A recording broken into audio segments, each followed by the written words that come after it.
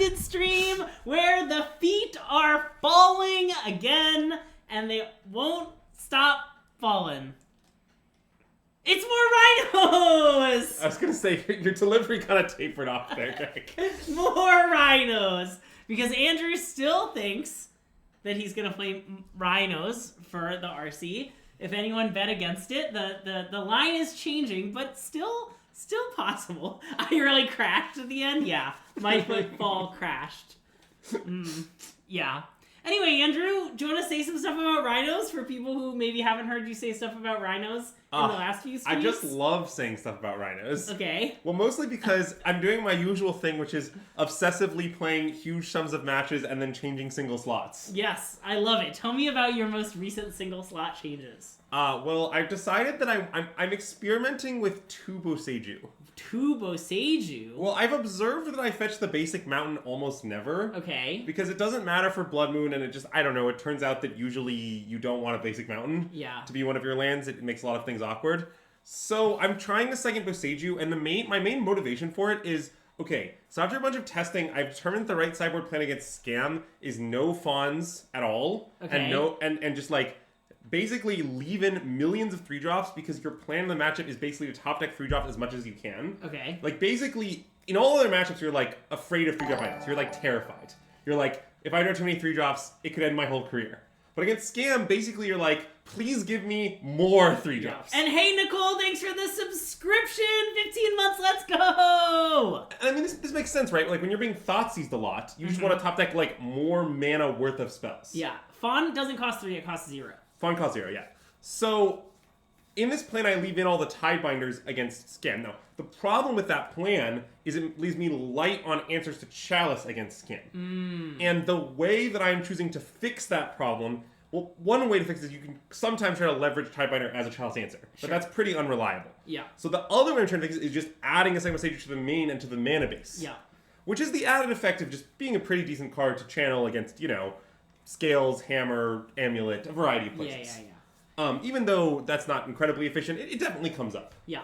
So that's the first thing that I did. Now is this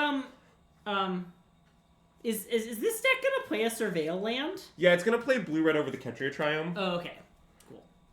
Ketria Triumph is secretly already tough Steam Vents. Okay. Cool. So yeah, I'm pretty sure there just won't be a Triumph anymore. Okay. So yeah, that's my latest change. Then I keep flirting with this third Flame Venor, but I don't know if me and third Flame Venor are gonna work out.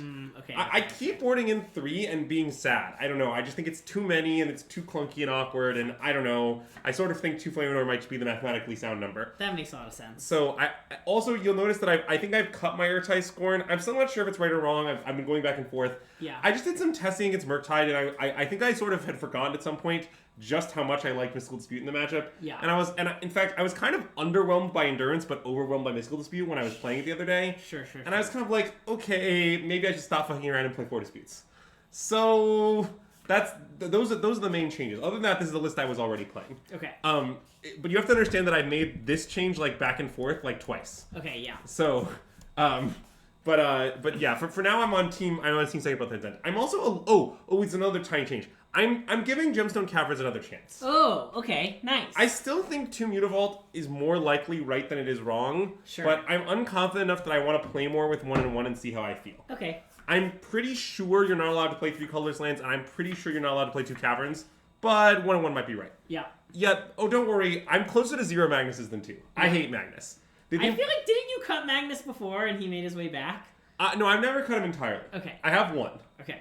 But I might just never have the second. Okay. I don't know. Is it because we're about to have a full moon that you feel like Magnus of the Moon needs to be in? No, it's because I have a lot of respect for the chess career of Magnus Carlsen. Okay, do you know what the moon will be like for Denver? No, that's a good question. Okay, I could ask our local friend of the stream and moon expert, Gene.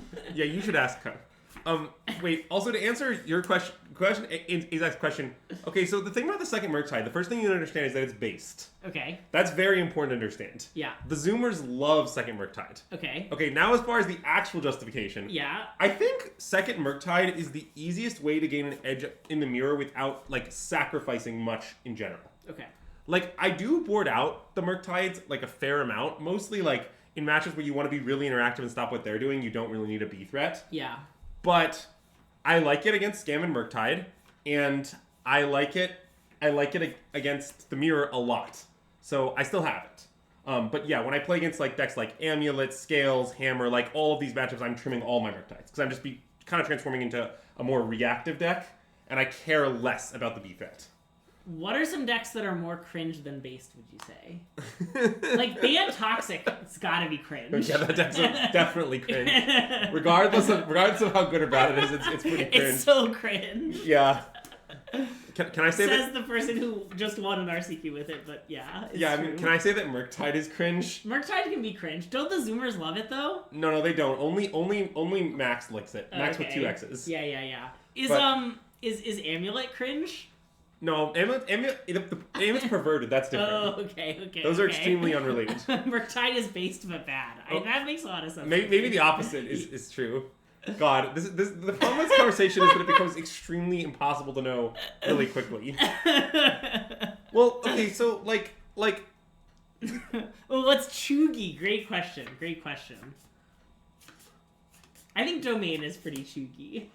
What does that mean? Don't worry about it. You can't just ask me these questions. Anyway, yeah. Tom saying Amulet is Giga cringe is great. So, as a follow-up, so. Ready, Jay, it's similar. Wait, I would like to discuss the Yawgmoth situation. Okay. So the thing about Yawgmoth is that I think the deck's pretty good, but every time your deck loses, it looks like the most embarrassing pile of trash you've ever played. So you're saying it's cringe? Yeah, that's what I'm saying. Okay. I think Yawgmoth might be like the best or second best deck in Modern, and also extremely cringe. like Yawg is like when your deck loses, like your draw was like Young Wolf, Bowmaster, Wall of Roots, 4 lands. That was your draw. It's like, what did your draw do? It's like, well, it produced 3 1/1s. Like, now I'm not saying that all of y'all draws are like that. If they were, the deck would never win. It's more just like, when the deck loses, it's so fucking bad. Also, Scales is so based. Well, Scales is extremely based. based. Oh, don't worry. We might stream Scales at some point. Ooh, nice. You should know that... Okay. Well, this is a true story. So, today, Matt was challenged one of our teammates to fight him on Yawg versus Scales. Okay, yeah. As you know, Matt is pretty Scales curious right now. Yeah. And afterwards, the person was just like, I keep losing so badly. Am I playing the matchup wrong? Their faith in their own ability to pilot log was shaken because of how badly Matt beat them. Okay, here's an important question. Do Rhinos have scales? Like what are these things on them?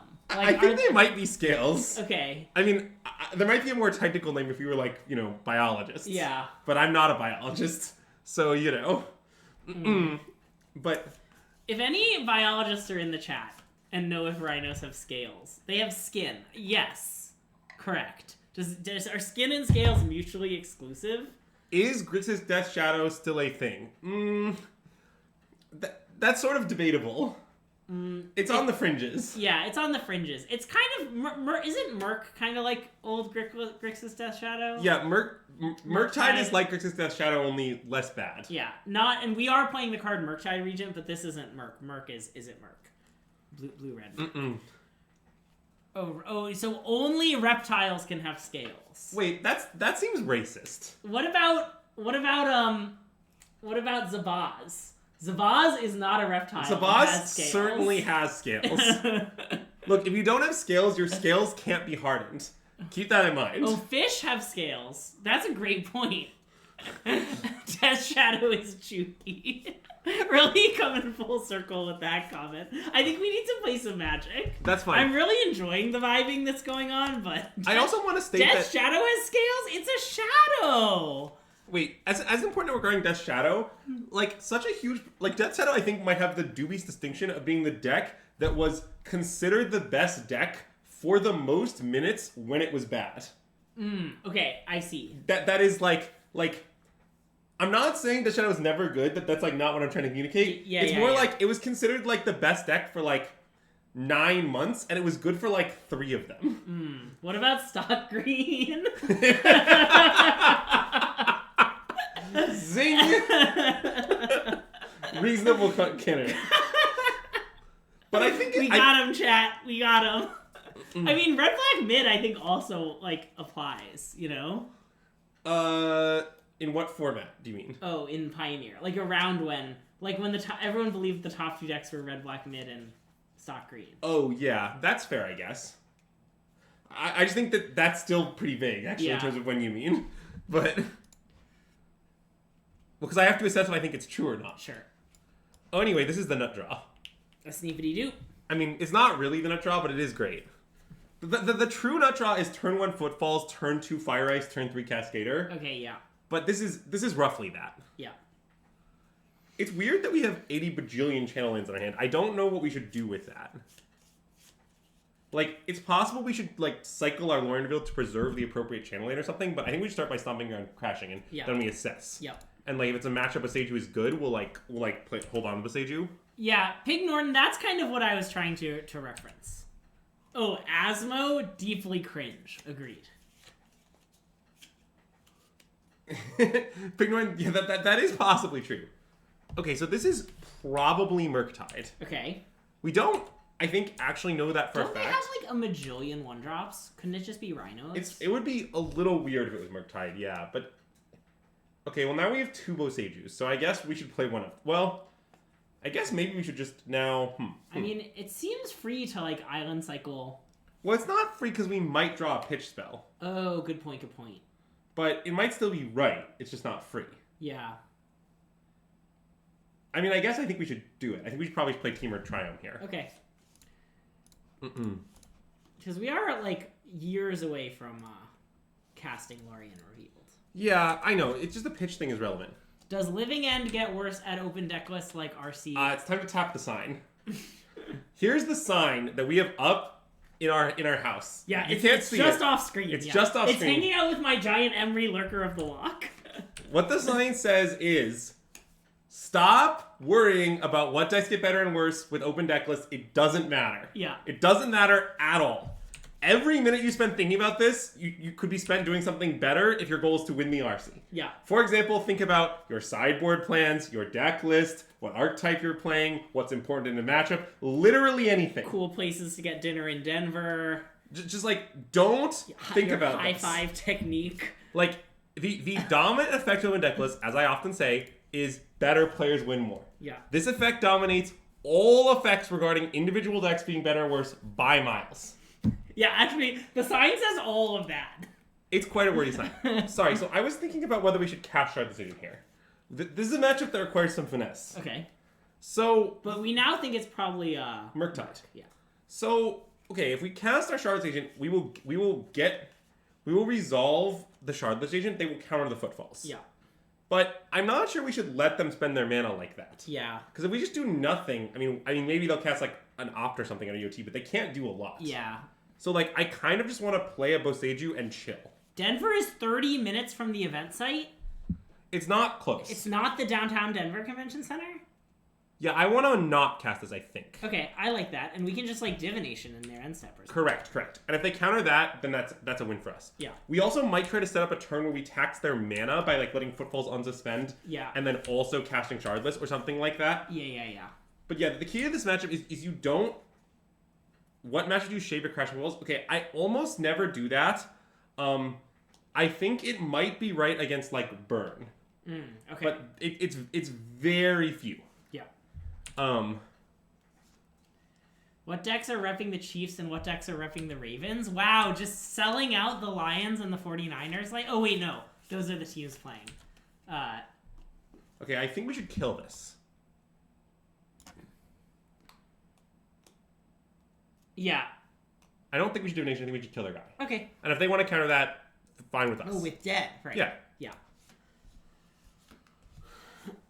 You'll notice that I'm not being man efficient. I'm just like making their life awkward and also our life awkward. Yeah. Okay, and now we're set up to now we can really tax their mana. Nice. We can put the screws to them. And I'm not sure we should play Odawara, honestly. It's not obvious that we should. It's not clear that it matters in play. Yeah, okay. I think what I want to do is pass upkeep ISO, or maybe we just don't upkeep ISO, maybe we just Flame Ignore. End step Isoland? Wait, this is tricky. I'm not, because if we're gonna Flame Ignore, then we should play Odawara because we want the land if we Divination, sort of. Yeah, I guess that's true.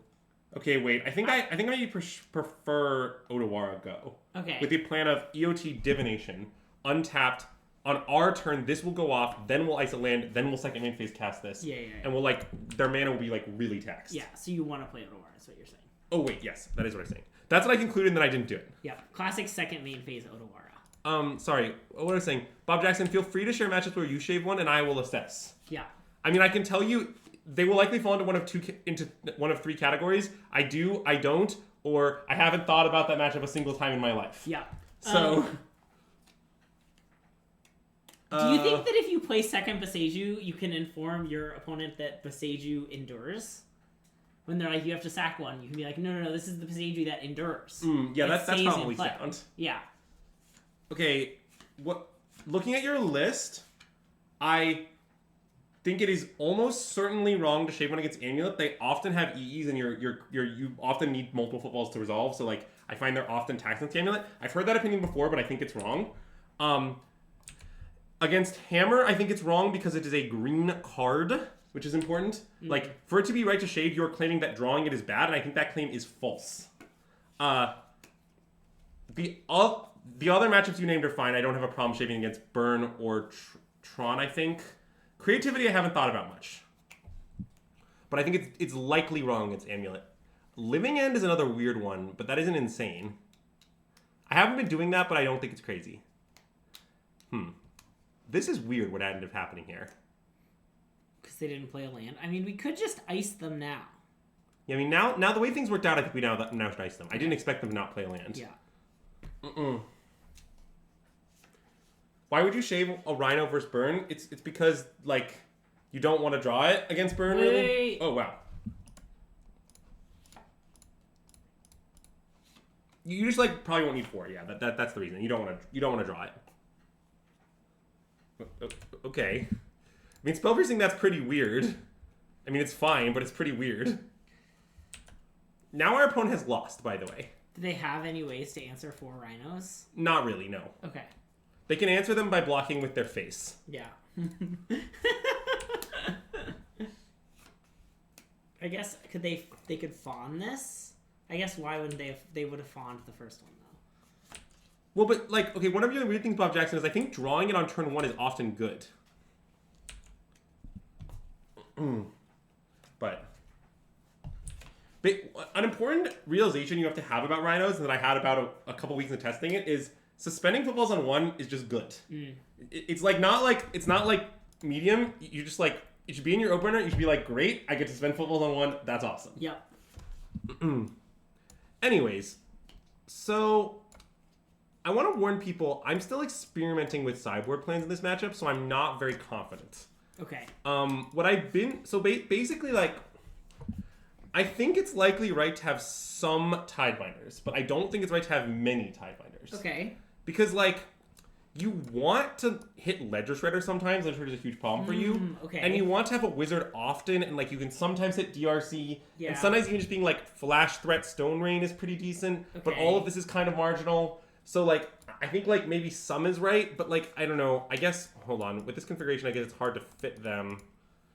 Wait. Crap. Wait. This isn't gonna work, because I didn't have the 4th Dispute before. Is Fawn? I assume Fawn is good, or? It's okay. Okay. I think it's reasonable to trim, but you don't want to, you don't want to go nuts. Yeah. I think before I was doing this, but I'm not sure that's right. But now I'm realizing that I have to cut all my fawns for at least some of these, which I don't know if I want. You take out some Dead Gons. I don't know if I like taking out Dead Gons. I think killing Ragavan is really important, and killing DRC is often good. I get that you sometimes can't kill DRC, but you'd like to do it every time. They have 8 things to kill, and I would like to kill them all every time. Also, I think Gone is your best answer to Murktide.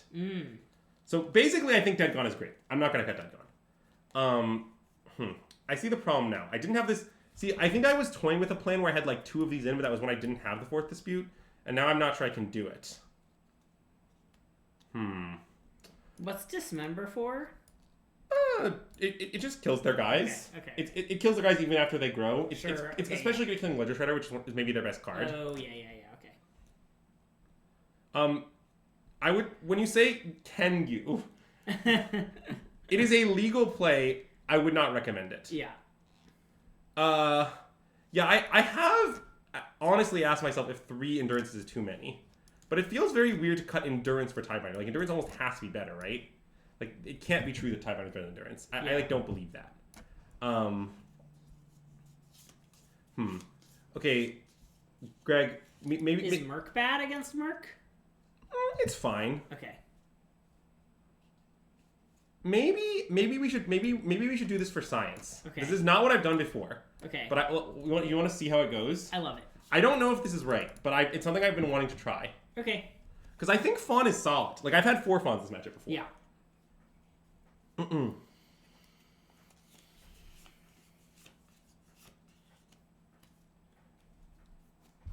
Yeah, so the thing about Murktide is that if you endurance their graveyard out when Murktide's in play, Murktide will get bigger.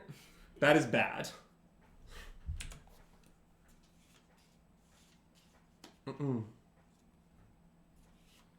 I mean, it definitely might be to keep trying, but I just think cutting Dead Gone is maniacal. I don't know, like, I think Dead Gone is just, like, really fucking good in the matchup.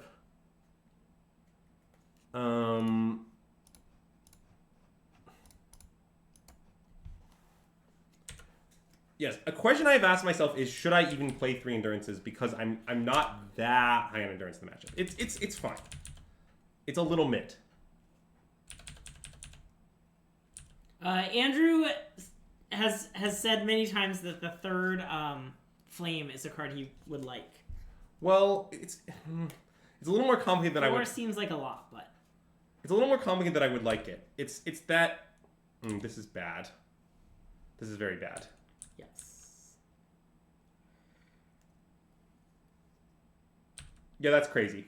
I'm not cutting Dead Gods.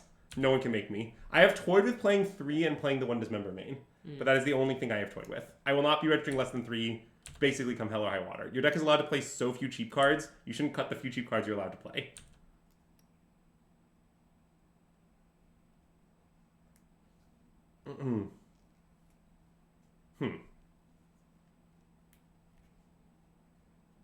Well, I don't like how this game is going, but I don't know what we can really do about it.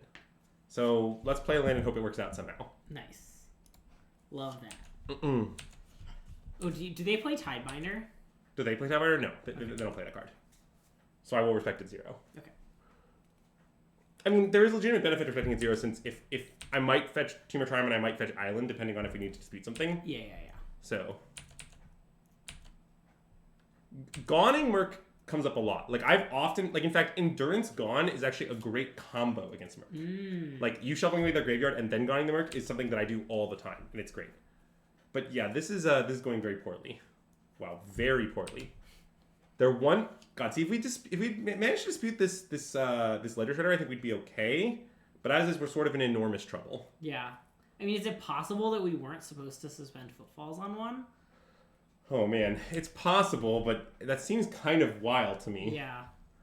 I mean, I get that if they happen to slam Ledger Shredder on 2, we are really punished. Maybe it's right, though. I admit that... Oh, did they exile my Triome? Wow, what a beat. Okay. Well...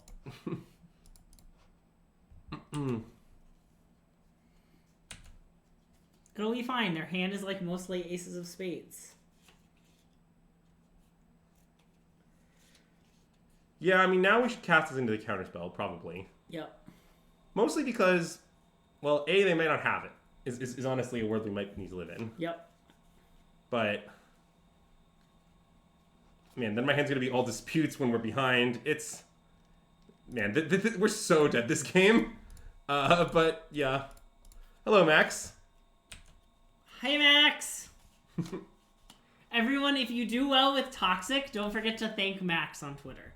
It's very important. He was a huge contributor to the deck. Yeah, that is very important.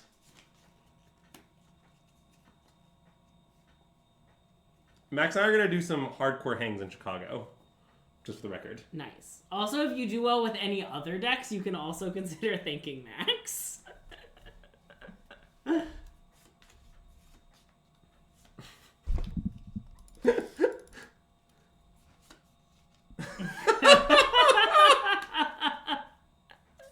Wow, dudes, that is a great paper-only play. Wait, yeah. why didn't they count? Couldn't they have counted the agent for free there? What do you mean? With Flusterstorm. That doesn't do that. It only counters instant sorceries. Nice. Flusterstorm isn't just like the card you're describing is obscene. Yeah. Okay, good point. Anyway, we're dead. Well, I mean, yeah, but you know. Yes. Well, it'll be better on the play. Yeah. I mean, I do legitimately think it's quite play draw dependent. Yeah. The other thing I can tell you about this matchup is, so I think the dynamic of the Murktide matchup. Wow. Okay. I mean, this hand is good. We should definitely keep. Yeah. The second footballs I understand is dead, but just like the sixth, this is a great 6. So I'm still down. And I think we're supposed to fetch Stomping Ground here most likely. That makes sense. Yeah. So dynamic of this matchup is, I think in game 1, Rhinos is definitely favored because like they don't have any good ways to answer Resolve Rhinos at all. Yeah. And eventually you just like will finagle a way to do it. Like you're good enough at pressuring their mana that just like will happen. And post-board, they improved to the point that I think they are probably favored, leading to a slightly unfavorable matchup overall. Okay. But not by a lot, because you were favored game 1 and, like, you know. Yeah. But yeah, that's generally how I feel about my matchup. For a while, but I'll warn you, I've only played, like, three in-house matchups so far, so my opinion is subject to change. It is just, like, of the big 5 matchups, the one I've tested the least right now, mostly because there's, like, one person on my team who's willing to play Murktide. Everyone else says some mix of, no, I'm too bad at it, and no, Murktide is too bad. We're going to cut Ketria Triumph for blue-red tap Surveil Land. Yeah. That's definitely what I think is right. Okay, so this is kind of an interesting spot, because I'd like to suspend Footfalls. Okay. I guess probably it's not that interesting. Probably we just Footfalls and Dead Gone their guy. Yeah. And don't try to get greedy with Fire Ice or whatever weird stuff. That seems good to me. Okay, I'm with you. Good talk. Because the thing is, if they tap out on turn 2 for a Rog, even, like, that might be just fine for us. We'll slam Shard's Agent, even if they Flusterstorm, which, like, still kind of sitting pretty. Yeah. So, okay. I always sit pretty. Thanks, Greg. You're welcome. So the thing about that guy is it's dead. Yeah. But it's still there. It's not gone. It didn't go anywhere. It just died. Yeah, I'm definitely running the blue-red Surveil Land. In fact, when I'm testing, my team is starting doing this thing where every time someone would fetch the associated Surveil Land, they note it. And, like, the notes with Rhinos, it's like, very common. Like, we've been noting it a lot. Like, I think Rhinos might be the best Surveil deck in the Modern, and possibly the only one, but definitely the best one. Can't, like, Yogg... Isn't one good in Yogg or something? Oh, that's interesting. So we can force through Rhinos, or we can kill Ledger Shredder. I guess we can probably kill Ledger Shredder later when they tap it to deal with our Rhinos. Okay, we should probably just make Rhinos. Yeah. I just wanted to think it through, sorry. I don't think it's inconceivable that flaming a Ledger Shredder over making Rhinos could ever be right. Yep. But basically, the fact that it will still be in range of the Flaminor next turn is pretty big here. Yeah. And they will probably have to expend their whole turn stopping our Rhinos, because they're going to do something like play EE. Sure. Which will cost them 2 mana, so like it'll all work out. You think it's basically not possible the only one? Yeah, that's reasonable. You think this stream has more lore than you cared? Yeah, that's plausible. I don't... Okay, someone was saying this about, like, our stream and bits. Don't all streams have bits? Yeah, but I think we have, like, kind of a huge number. I assume all streams have huge numbers of bits. That's why people watch streams, for the bits. Maybe. The bits, the bits, the bits. Also, miniature catfish, that's great. Enjoy your second dinner. Okay, whatever's being cast here... Okay, they're dead. Nice. Nice. I mean, obviously I'm being a little flippant, but yeah, I mean, this is really, really good for us. Twice the streamers means twice the bits. That's true. Bits! Thanks, Mimic. But to answer the question, do I want to not suspend 20 footfalls back-to-back to be careful against Living in Chalice? I do sometimes think about this. Mostly, I believe Murktide lists usually have few Chalice. They tend to lean on Flusterstorm and EE, so I don't worry too much about the Chalice one. Bits! 1 bit for each. Yeah, and I think we just flames this. We could tap it with ice or something, or like attack and then like when they block, finish it off. But I don't think we want to do any of that. I think we just bolt the bird, as it were. Yeah. And it's great because it's a bird. Oh, it is a bird. And it definitely is annoying that here our opponent could like play an EE and then get our like leftover Rhino and our 200 spend. But like First of all, if they had EE, is that really what they do, rather than just like EE the first time and like avoid all that damage? Like, I don't know, maybe, but you can't afford 1 bit per bit our stream has. That would be very costly. Oh,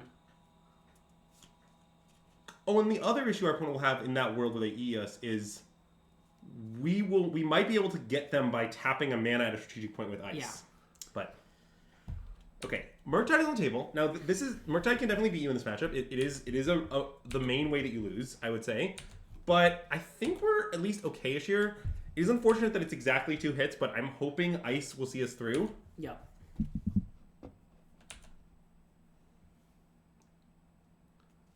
Yeah, because the issue is, so their plan is to narrowly survive our attack. Yeah. And then counter our ice and then like kill us. Yeah. And that is a plausible plan because we don't have a Gone or an Endurance to block with. We do have, I'm just saying, 4 + 4 + 2 + 2. Oh, that's true. Kill him the old-fashioned way. I mean, you're saying you're proposing that you might be wrong to ice the Murktide? Well, probably not, but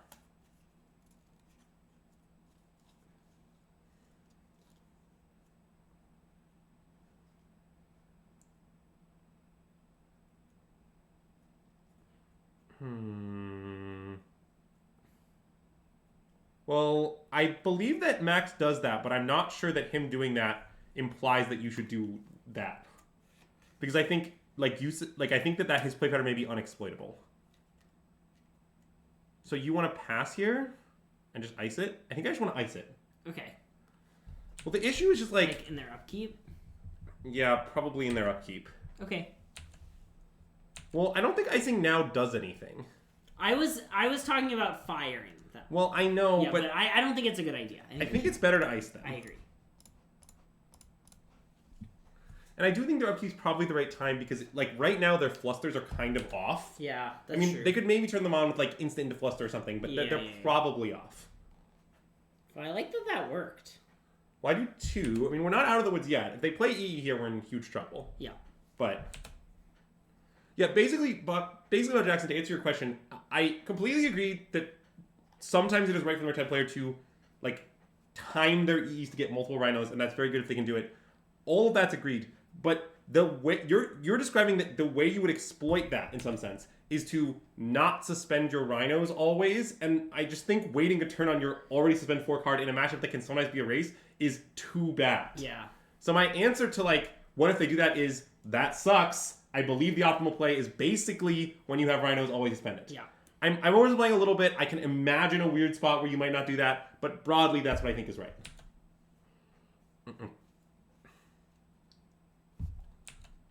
So we can Beseiju it, right? Yes. And then they can't get the last Rhinos which are coming? Yes, I think that is what we should do. Okay. I mean, I'm not sure that will win us the game, but it definitely seems like our correct play. Yeah. Did you see the question, should Titan bring in Dismember versus Rhinos now that Magus is expected? Well, the real answer is, so I don't know what tournament you're testing for. If it's the RC, the answer is, depends on how many Magnuses they have in their list. Yeah. On average, I am not sure it is good.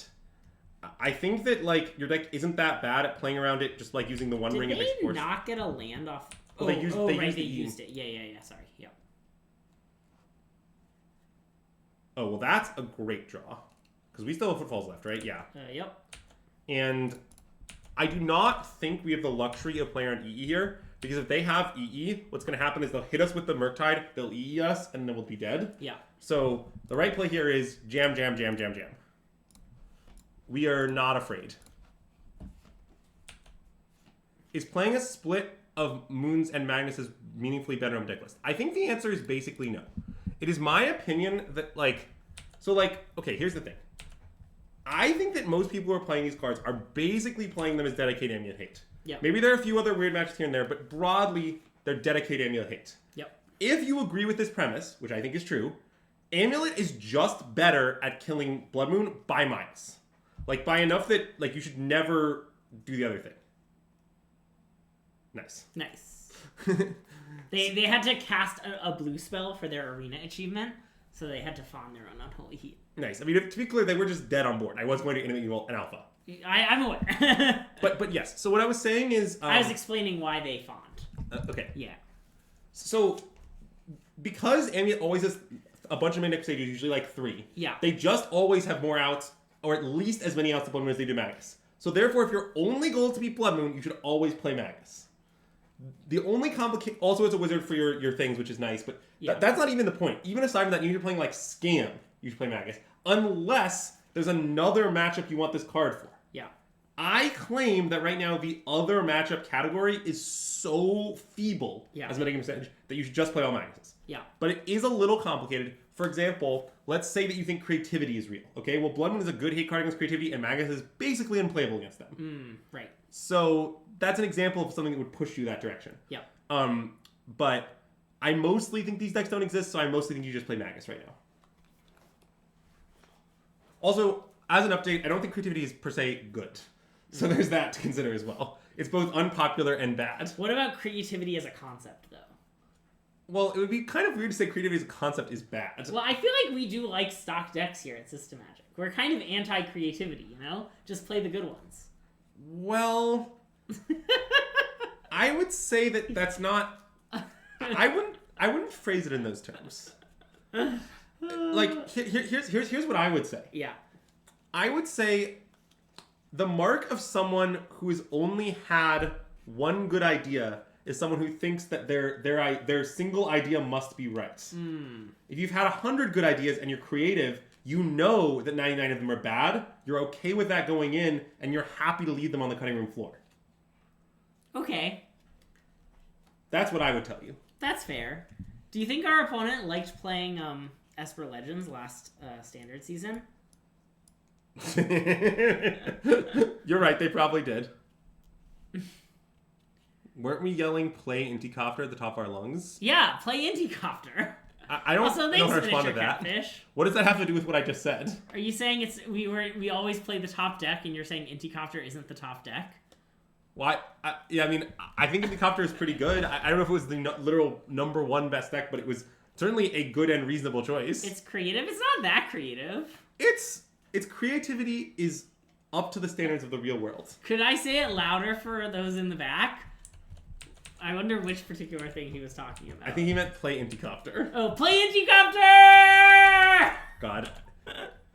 The really unhinged thing is that, okay, I'm pretty loud. The point that, like, sometimes when I'm in a restaurant with people, they ask me to be quieter because I'm so loud. Yeah. And when I stream with Greg, somehow I'm the quiet one. Anyway, this is concerning, but yeah. Let's go fetch Temur Triumph. I don't think we need to cycle this now. Although I guess if we draw fires, we're pretty sad. Maybe we just should. But I guess we also have no blue card. Oh, that's really annoying. Okay, I've decided I think we should wait to cycle it because but if we draw a blue card, we won't draw a land. At which point we might want to cycle it. Okay, I've decided we should cycle it. Wait, but if we draw a blue card, then we can just cycle it next turn. That's true. Oh no, did Azax delete like all of our quotes? Well, okay, I guess I think we should cycle it. Okay, that's fine. But it's very complicated. Because we might draw fire. Yeah, I guess that's kind of a niche reason. Oh wow, I think it's really close whether we cycle or not. Because if we draw a land, and like if our top two cards are land fawn, for example, we're extremely rewarded for not cycling it. Yes. Okay, let's find Catch Your Trial. Okay. You convinced me.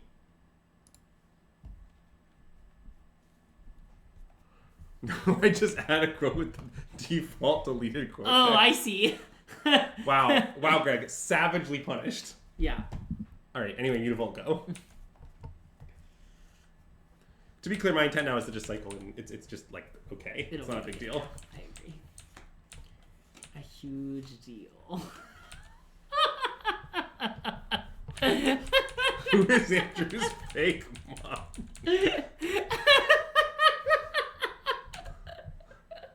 Oh no. I like that one references Greg. I feel like too many of the fake Zach's quotes are wait, they didn't play a land? Wait, what? this is their turn, right? Yeah, it is. It is turn to AO for the win. Okay, let's cycle this. What the hell? Yeah. I don't understand what's going on here, but let's go fetch a land, shall we? Perhaps a steam fence. Yeah. And now we probably want to footfalls on our turn, right? Well, why though? Why not their upkeep? Oh, upkeep is better, yeah.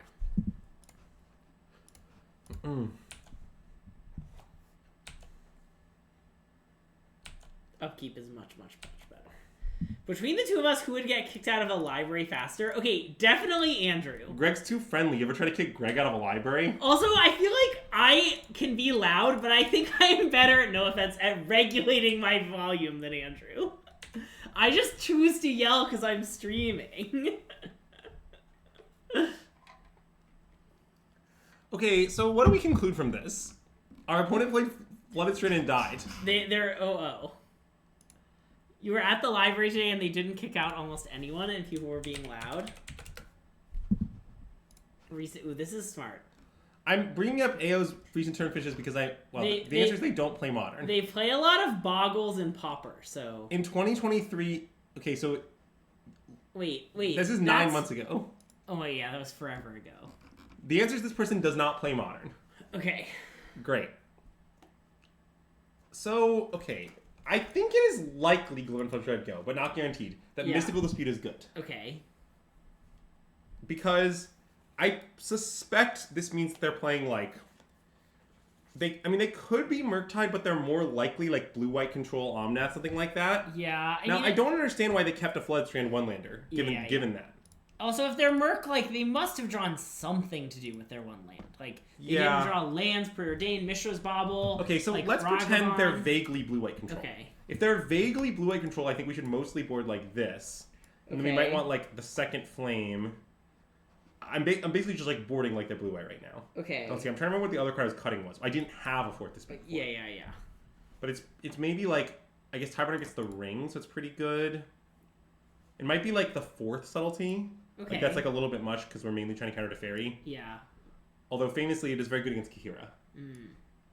Actually, we can cut this Art of Subtlety. Okay. But, yeah. Also, the sideboarding plan might be totally wrong, but what I like about it is I didn't board out any, like, it's, our deck's ability to function is not going to be impaired. We can just make Rhinos. Yeah. Like...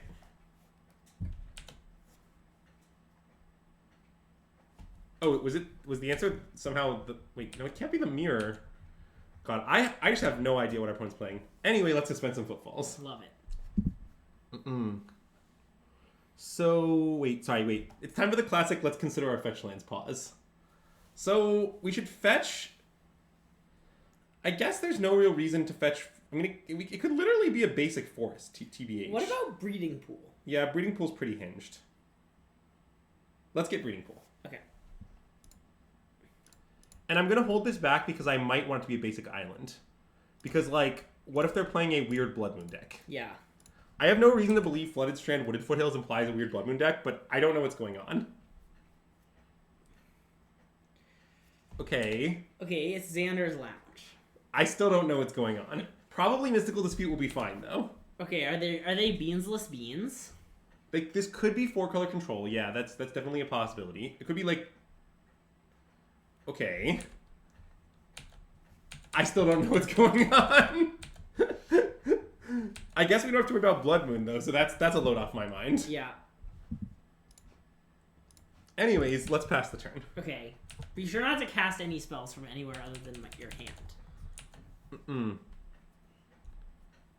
Well, I thought about Zoo, and it definitely might be Zoo. But if it's Zoo, I don't understand why they don't have Gigantha, as many in chat have pointed out. It's 4-color Rhinos. A classic archetype. Alright. All is forgiven. And the way we sideboarded is even hinged. Nice. It's not right, but it's hinged. Yeah. So, yeah, the 4 people play these 4-color Rhinos lists because they claim they're favored against the mirror. But to those people, I have some bad news. I'm worried their deck is not favored in the mirror. So, the thing is, like, basically the problem is it's a slot equity issue. Like, to fit all the white stuff means cutting stuff, and that stuff that you're cutting turns out to be good in the mirror. Is fundamentally the issue. So here we're gonna flame the Drannith Magistrate, but I'd like to do it on their turn. Okay, why? Oh, because of Fawn? Yes, No, because that makes they don't sense. have Fawn up right now. Yeah. And if they have some other counterspell, we can then still Fawn it. Yeah. So, yeah. This, by the way, is actually a common trend in Rhinos mirrors, which is that, like, it's often right to fight on their turn because it means your Fawns are on and their Fawns are, if not off, at least awkward. Yeah. Anyways, to be clear, the Cascade for Drannith Magistrate thing, Marcus, is actually stock. All the white Rhinos lists just do this thing where they board a Drannith Magistrate, and like when they Cascade, they might hit a Drannith Magistrate and they might hit Rhinos, and that's just how their deck works. So I think I want to pitch. I guess it's complicated. The thing is, even though Cascaders are extremely good in this matchup, I'm a little worried about our hand being mono Cascaders, but it's possible I shouldn't worry about that.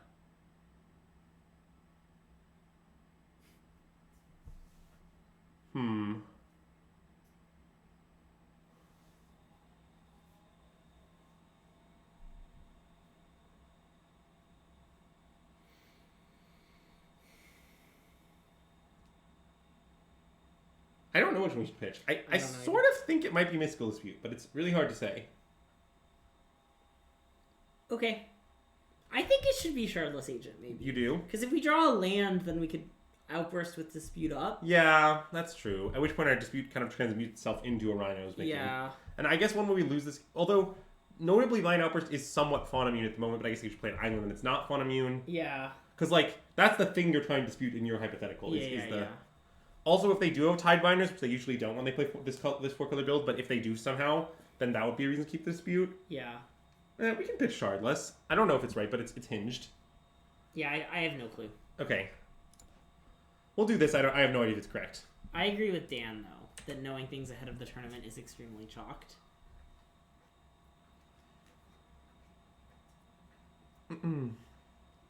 Greg, someone on the stream has to know things. It might as well be me. That's true.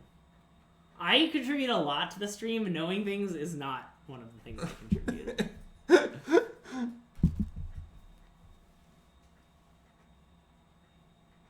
Okay, well now they can Fawn on their turn, which is annoying. But I guess, See, the problem is right now, if our footfalls don't resolve, we are dead.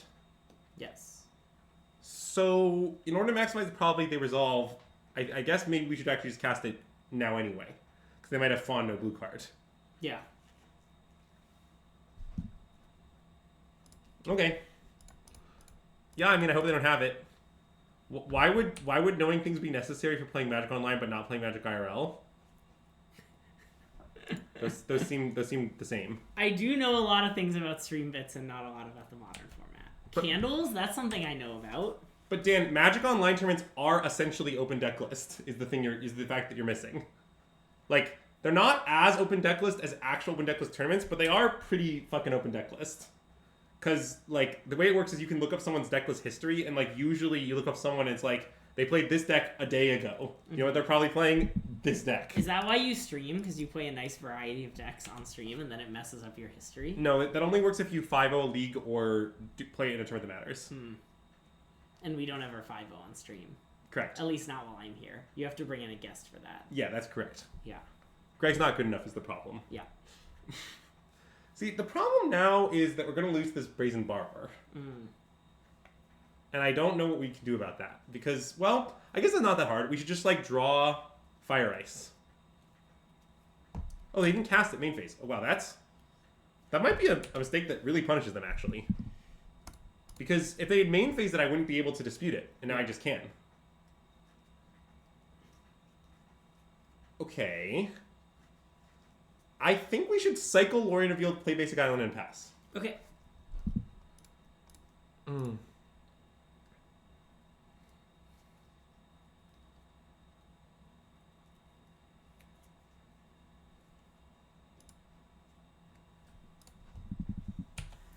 95? 95 is a great comment.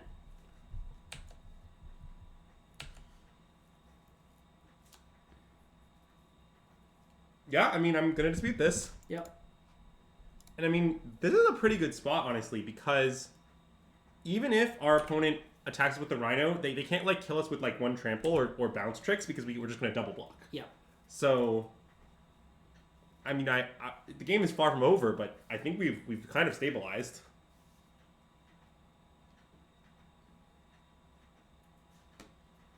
Okay. So now the question is, should we just chill? Probably, right?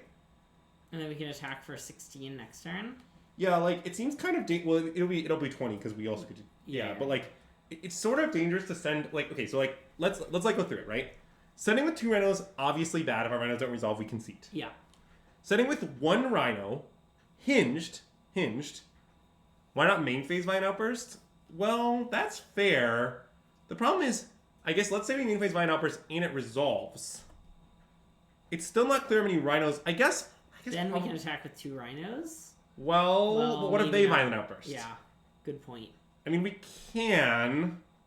It's kind of dangerous. Why did they shock Cloud Phone? Yeah, like I don't know. I don't think it's as simple as just main phase my spell. My question is literally, let's say it resolves. Given that, I think I might attack with nothing. At which point, why am I main phasing my spell? No, you can't. I think the way you reason again is not correct, right? Like the way to reason here is, if we main phase our spell, and then if it resolves, that will change our play. We should. If it won't change our play, we shouldn't. Yeah. Because like we're just like letting them, we're like making their lives easy and letting them spend their mana when they want to instead of making their lives hard. But I think on their turn is better. Because then they can't spend their mana countering our spell on our turn. They spend on their turn. Like their upkeep? Yes. Is what you're thinking? Yes. Okay. I think my intent is to play tap Stomping Ground and on their upkeep cast this. And just chill.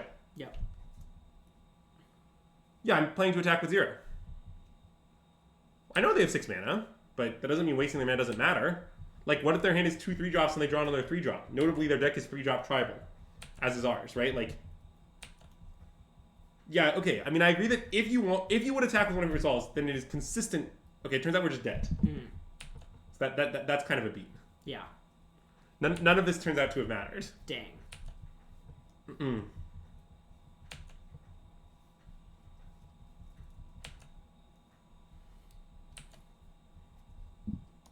Mm-mm. All right, so now that we know that they're rhinos, we should board Dismember in to kill Drained Magistrate. Okay. And actually, that might be like the only change. It's like not very different. Like normally against rhinos, so in the true mirror, I like some subtleties to hit Tidebinders and Murktides. Yeah. These lists often have no Tidebinders and no Murktides. Now, obviously, you can counter hard cast Dranet, but they have like 2 of those. Yeah. They don't have a lot. So you should cut Salty. I believe Boarding Endurance is actively bad in the mirror, and I will not do it. Nice. I've discussed this before. I can discuss again, but I basically think it's just a huge punt. Yeah. So like, the reason you should think about this is, I feel like a lot of people play these games where they reach the state of having cast all 4 rhinos, and they're like, "Damn, I should have boarded Endurance to save me from this state." But that actually makes no sense. And here's why it makes no sense. Because in order to actually win from that point, you have to then, after you've cast all 4, or some number of rhinos, Yeah. have drawn Endurance, have cast Endurance, and then following the reshuffle, draw another Cascader. You're asking so much. Even my games that go to all 4 forward screen cast almost never go to the point of having drawn a 5th Cascader and of drawing like Endurance / the card that would have been Endurance. Yeah. Like that's just asking so many things. And so in the end, I just think you shouldn't do it. Mm-mm. What do you think about this hand? It doesn't have any rhinos. I mean, it's not good, but it's not awful. So, like, if you're ranking cards in the Rhinos mirror, the ranking is 1 Cascaders, 2 Force of Negation, 3 Fire Ice, I think. Fire Ice is very good. Okay.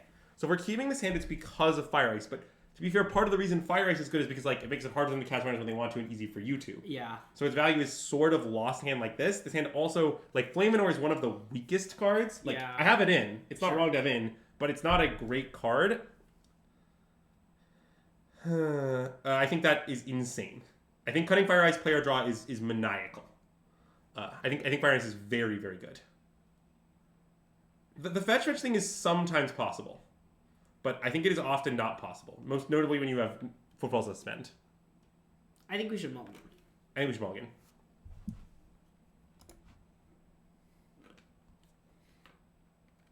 Okay, much better hand, honestly.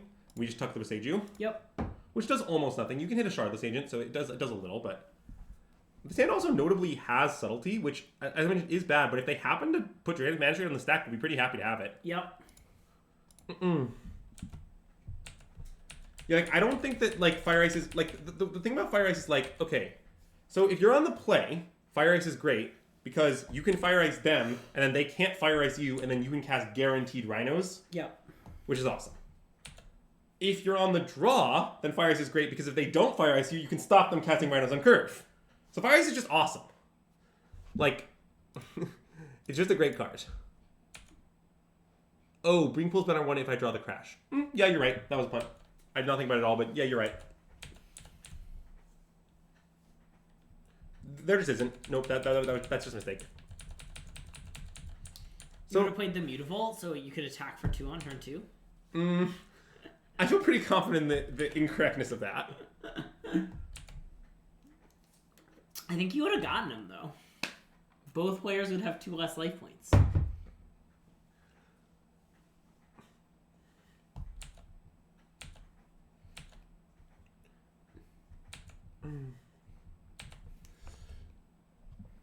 Okay, so now we can do the guaranteed Rhinos cast, which is awesome. Which say Violent Outburst on their upkeep here is there's no way to stop it. Yeah. So. What about Dispute? Oh wait, Dispute. Yeah, never mind. Sorry. Crashing Footballs is not a blue card. Huh? Yeah, Dispute is a strong paper only play.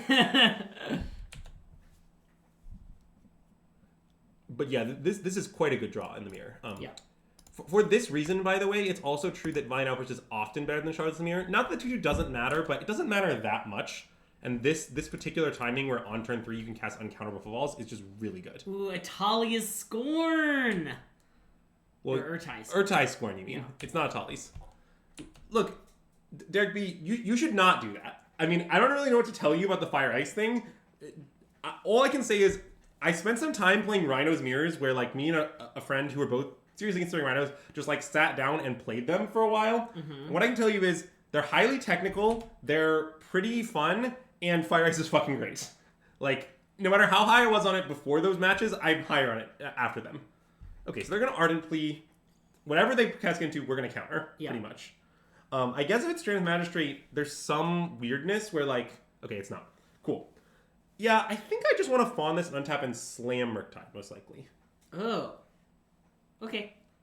I mean, I guess we need a land for that. Yeah. Okay, well, I mean, I still think that's what we do when we just see if we get... So you want to get rid of the Subtlety? Yes, I think so. Okay.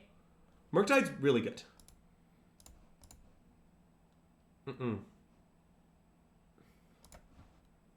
Yeah, I don't really understand why you'd want to cut Fire Ice against Murktide, but you could. It's okay, now they have Ardent Plea. Okay, I mean, I think I'm pretty into play Murktide now. So, we need all our mana if we want... Oh, no, wait. No, it costs... The fetch line is great. Yeah, you can even leave up a blue source and pretend to have... Well, no, I'm going to spend Footfalls. Oh, right. Duh. We're just going to put our entire hand. Nice. So... Yeah, and I mean, I'm even pretty down to just conserve our life points. I don't think... I like how Azex had to specify Murktide is really good with that quote, because there are some other quotes about Murktide. Such as Attila's the Murktide of my house? Yes. That's one of our best quotes. Uh-huh. I like how accurate it is. I don't know. I kind of like tapping their lands, though, and their Murktides, and their, like, things. I just sort of think tapping things is good against Murktide, because I think it's often a race, and, like, you're boarding in such a way that you have no hard answers to either Murktide or Ledger Shredder. It's like, given that, like, you kind of want some soft answers, and I think it's a pretty good soft answer.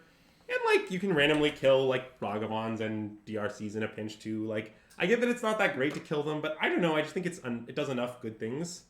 But, I don't know.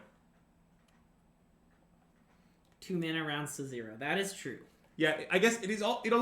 I do somewhat agree with that, yeah. Just, like, to be mana inefficient, you're sort of implying the claim that you could do something else with that 2 mana on that turn, Whereas Rhinos, it might be the case that you board out Fire Aces, you just don't have a play that turn, in which case, like, you've actually been mana inefficient, even if you, are killing their 2-drop with your 2-mana spell. But don't forget Ledger Shredder. Ledger Shredder is famously Murktide's younger sibling. Okay, so I think their life total is so low, it's plausible that we can send the Mutavault. I like sending the Mutavault. Yeah, like, because, okay, so, like, what's the worst they could possibly have here? The worst they could have is Cascade into Rhinos plus bind the Murktide. Yeah. And if they have that, then, okay, they can eat the Mutavault, trade with the Rhino, and take 4-4. I'm not even that sad if that happens. Yeah. Are you ready for them to Cascade into Draenith Magistrate? Oh, yes. Well, this is the thing. I don't think that cascading into Draenith Magistrate is actually very good in the mirror. Like, it's good sometimes, but, like, it's not obviously better than having all Rhinos. And now I get that the point of boarding in is you might draw it. And if you draw it on 2, okay, that's a fucking banger, right? But, like, what if you don't draw it on turn 2? Like, are you just making your deck actively worse? Like, come on. So, yeah, my general opinion is I think White Rhinos is just not better in the mirror. Now, I freely admit that I have not put in the rigorous hours testing it, but I'm pretty sure I'm right. I love tapping all my mana every turn. Even if I'm not going to cast something. Just end step, flip some mana on tap. That's nice. Oh, I hope they don't have a cleanup step kill. That would be a disaster. If you flow mana in your end step and they cleanup step kill you, does your mana is it still around? I don't know. I'm gonna level with you. Obviously, I wasn't asking you. It's not around. Okay. It floats into next game. Nice. Ooh, last seen playing Rhinos. This Rhino stratagem is pretty popular. Wow. And our hand is fucking great in the mirror right now because it has goddamn gemstone caverns in it. So this hand is a snap keep. Wow, we get to be on the play. I do love being on the play.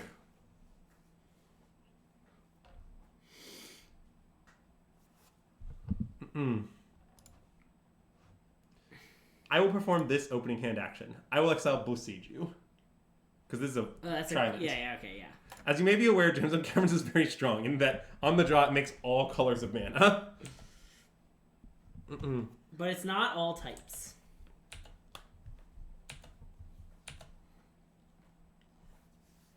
Wow, I do so love being on the play draw. Okay, let's play Spelling Card and pass. Yeah. Also, our hand is also just very good in the mirror because it's, in addition to the fact that we're on the play, we have Violent Outburst and Fawn, which, as I mentioned, are the 2 best cards in the mirror. Yeah. So, our hand is sort of just excellent. Like, even if they Fire Ice here, which could definitely happen, we just, like, won't be that sad. It will still be in a great spot. Yeah.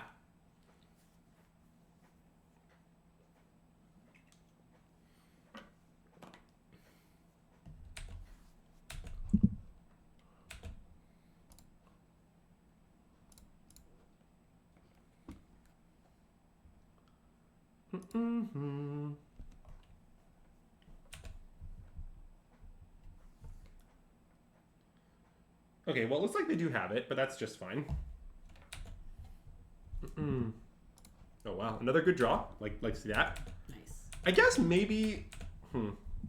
We could have played Mutavault last turn, where the cost of doing that is that then we'll have to fetch for an untapped land, so it costs us life points. Yeah. But the advantage of that is that if they ice us, we get to do that thing to them. Okay, that doesn't sound worth it. Good talk. What do you get to do to them? We get to attack them with Mutavault. Oh, wouldn't they just ice the Mutavault? Oh wait, you're right. They would. Good call. Okay, so they did nothing. This is weird. Why did they do nothing? I don't know, but I'm inclined to do nothing back. Okay.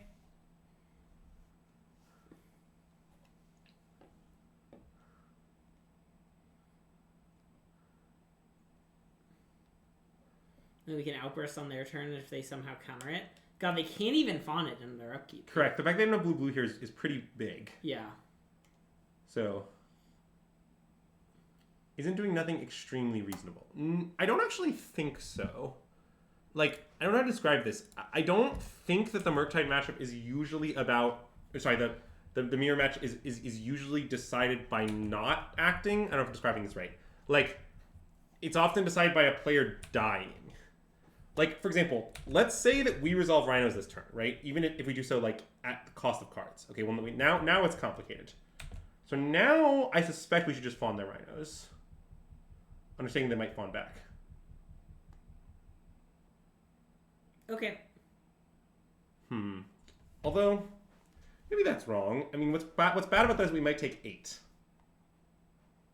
I mean, we could fawn back their fawn back. No, we can't. We can't fawn on our turn. Oh, right. Sorry. Yep.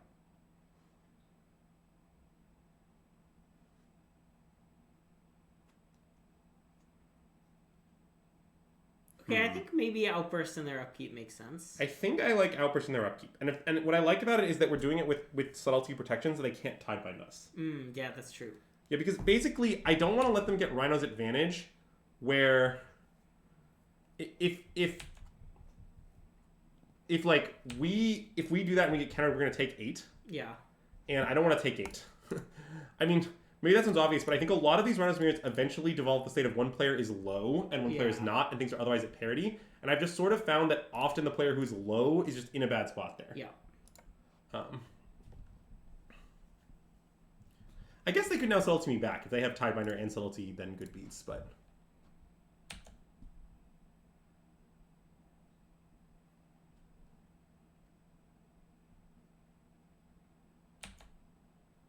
Do you want to see where they put it? I mean, they probably topped it, but let's check. They topped it. Okay, yeah.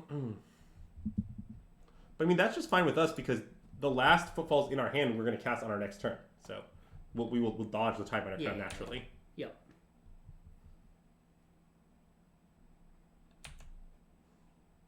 Topping seems insane here. I don't think it's that insane, Dan. I mean, it sort of depends on their hand. If their hand is good, they should top. Because, like, at some point, they're still going to land on a Rhinos, probably. Right? Now, if their hand is bad and, like, they don't have any more Rhinos or, like, Fawns, then maybe they have to bottom. But, like, I think often they should top.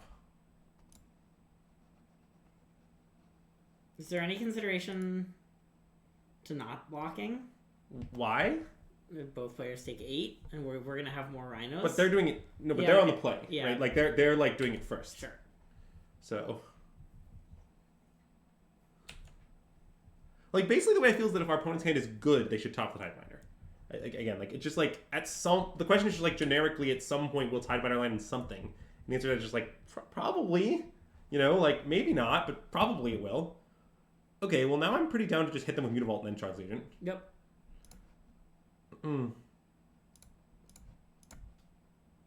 No, but Dan, it is a blue card, though. If they have Fawn plus Rhinos, no blue card, they should top. Because it's a blue card. Because they're drawing it this turn, like, right? So, like basically, like, I don't think they need exactly that rolled up. In fact, it's kind of the best blue card to have here. Because, like, if you don't end up pitching it to a Fawn, then it's just going to be very good.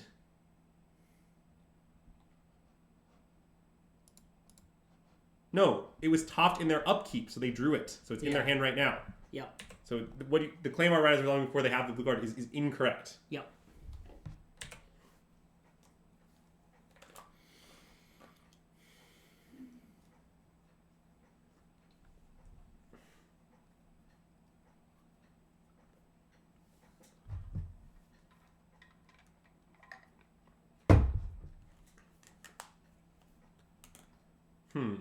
Oh. Don't mind if I do. Wow. Are you ready? Yeah. Do you wanna pre-designate or do you wanna just like run it? Nah, I'll pick one. Okay, ready? Ready? Yeah. Okay, nice. All Which right. one did you do? I was 3. Oh, I was 3 also. Wow. Wow, chat can decide who did it better. For those who don't know, whenever we play this card, we have to impersonate one of the hobbits. I guess I should probably attack first. Okay. And I want to attack with the 2 Rhinos, not Nice. Thanks, Everbrook.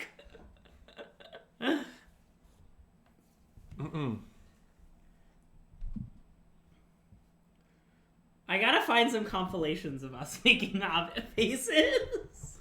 Well, the best part of this bit is that we can do it IRL. I'm really excited for that. Do it IRL? At the RC, whenever I cast Lorien Revealed, I'm going to make a face. Are you gonna inform your opponent, or are you just gonna subtly do it? No, I'm just gonna do it. I'm gonna explain nothing. Nice. I liked last time I was wearing a long sleeve white shirt and I put it over my head to be that guy, you know? Oh no. The third guy is just big chillin'. Like he's got no vapor on him, you know?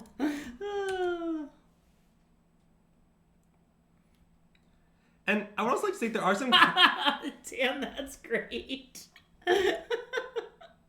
Well, you need a fourth person though, Dan. It should be like some sort of 4-man team situation. Yeah.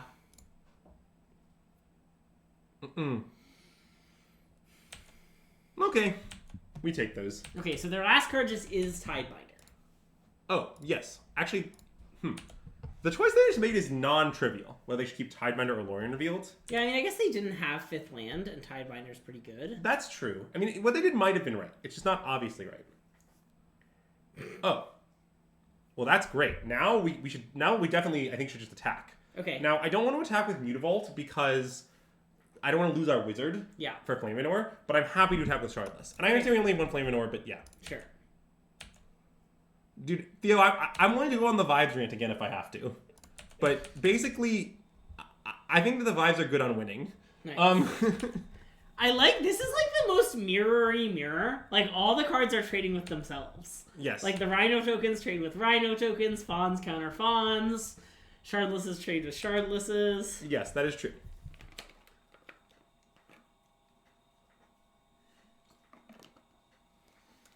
Ooh, is this some Rhinos? You love to see it. All right. I would like to counter Cascade. Marcus, I understand that I have a wizard, but I don't want to lose my... Trading my Mutavault for their Shardless is a downgrade because they preserve their wizard and I lose mine. Yeah. Right? Like, it's just like... You kind of want to avoid trading wizards for non-wizards. I get that it's like a little complicated, but that's the general rule. Yeah, I know. Oh, nice. Okay, so now I guess we should animate Mutavault, attack with both, and Vine Outburst. Yeah, love it. That does put us below the mana cast Lorien Revealed, but if they want to take an additional damage and leave us with a better creature, at that point I'm kind of in. Yeah.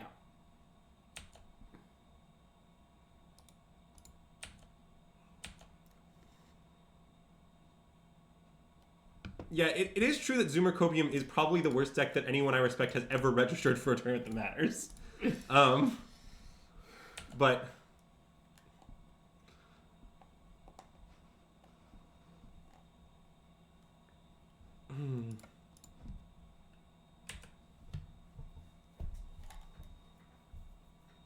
Okay, fair enough. And yeah, our opponent has indeed chosen to trade for the Tidebinder, which I think makes sense. Yeah.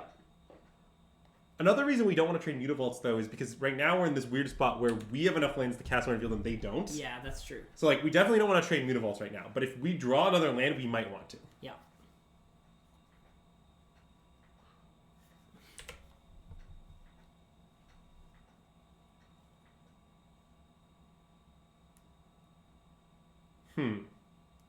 Okay, go, I think? Go seems good. I guess, yeah, I think so. You need to come up with a silly name for Rhinos, but Rhinos is such a good name. It's so accurate. Maybe there's some weird dynamics where, like, we're supposed to attack because that way if they cast a 3-drop and we counter it, then they can't animate their Mutavault or something. But, I don't know. Okay, see, like, now the situation has changed and I might be in a trade. Although, the weird part now is we have 2 3-drops in our hand, and, like, they probably don't if they only have 1 card. So, like, maybe both sides having more mana is just still better for us. That kind of seems true. Yeah.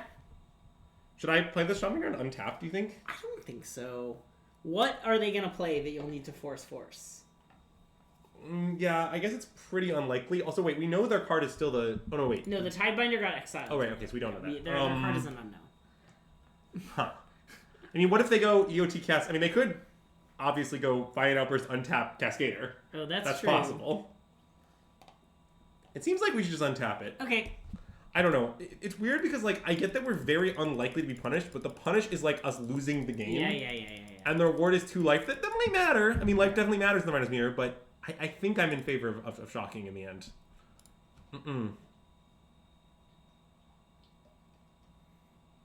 Yeah, that's true. They could also have untapped Rhinos plus Dispute is possible. I definitely think the play is close. I'm not confident Shocking is right, Dan, but it just feels like the punish is completely enormous and the cost is so little. Yeah,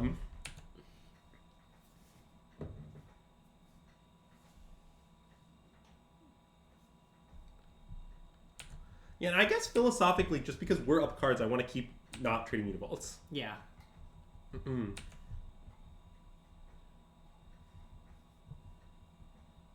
Okay, that's nice. So I think we should pass, and I think maybe upkeep it. Upkeep makes sense, I think. Yeah. I would have played it tapped. I want the record to show. Okay, the record shall so reflect. This is why Greg is the inferior Rhinos. Okay, sorry. I mean, I'm a much worse Rhinos pilot. You played the Mad deck millions of times, and I played it for 2 seconds that one time you had to step away, and I had to play again a match. I know. But you won, so, you know. I did win. It was a great tank. My opponent conceded because I was tanking for too long. Yeah, I do love that. God, there's a great chess story about this, actually. So there's a story where, two, very high-rated players are playing, I think, I think an IM and a GM. Yeah. And they're playing Blitz, right? And at some point, one of them is super low on clock. So they literally just, hang mate and one. Low on time, they just hang on board mate. And their opponent is, 3 minutes on the clock. They have, a ton of time in Blitz, right? So rather than actually mate them, what they choose to do, the line they take, is they just, look at them, and they're like, come on. And they stare at the board, and they wait for the resignation. This really happened. It's nice. To be clear, the person who hung main one resigned. Main one was not played. Yeah.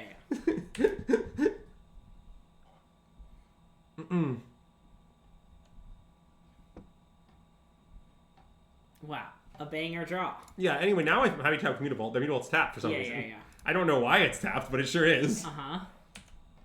Oh, I think because they were drawing off Flame of Anor. But they could have just animated it, left it untapped. Well, I know, but maybe they wanted to leave out multiple things. But I don't understand, I don't think there's a series of 2 cards they could draw that would make this right. Maybe that isn't true. I guess I haven't thought about it incredibly hard, but I think it's true. I mean, that way they could cast both Fawn and Footfalls? Yeah, that's not true. Not Footfalls. Outburst, which other ways of doing we're not good at, because their lands were pretty awkward. I guess maybe their lands were really bad. Yeah, you might be right. So, okay, the way I sideboarding the True Mirror is mostly the other way, but we don't have Dismember, obviously. Okay. And so I just have 3 Subtleties and, 4 Disputes. I mean, I honestly think Subtlety's totally fine in this matchup. It's just that you have limited targets, right? You just you own. There are only 5 to 6 targets, the 3 Tidebinders and Murktides and stuff. But that's it.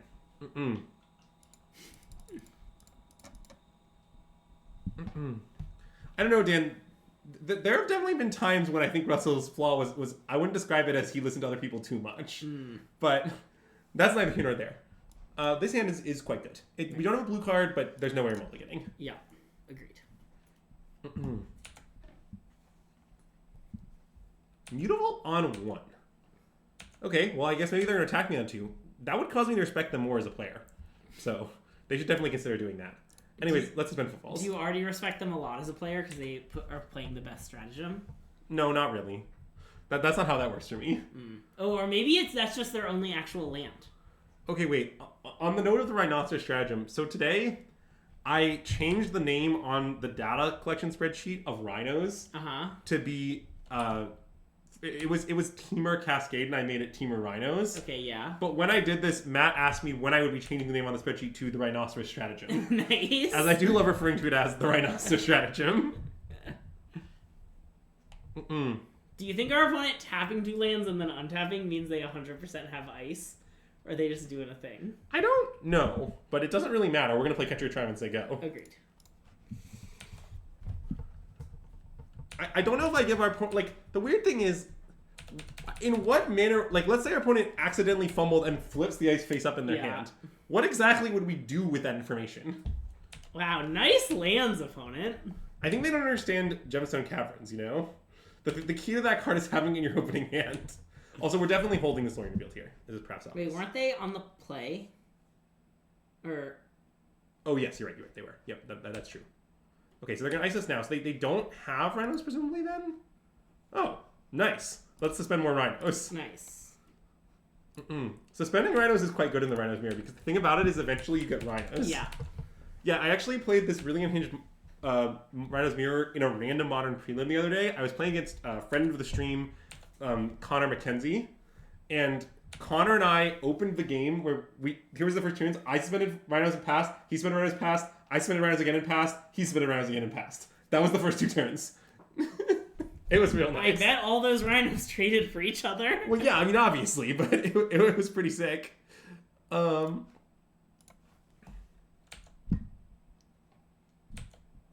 Chat points out that perhaps you should have fetched on your... I'm not sure I should do that. I get what you're saying, but... Like, how do I describe this?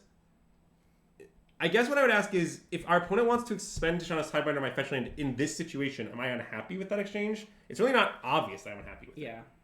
Anyways, I don't think we should counter this for the same reason as before. Okay. I think we would just want to go to their turn, cast our Outburst, and resolve it. They still don't have... If they had a second blue mana, would you counter it? Yeah, then it's different, I think. Okay, yeah.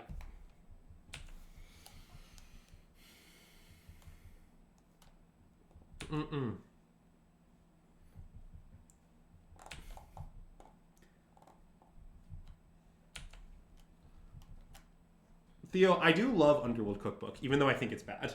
But it is probably the modern deck that I most ruthfully enjoy. Anyways, let's pass the turn. And I'm going to play this, I think. I think so, yeah. We just have a lot of biz. Yeah. I guess they could Tidebinder our Cascade. I don't know if that means anything, but... I mean, that is true. But I think it's still our best line. Okay. Yeah, I think we should still do it. Okay. Because, see, what's good about that is that it taps their mana. Yeah. So then at least when they go to counter this Rhinos, they'll have to either pitch to a Fauna or something. Sure. You know, like...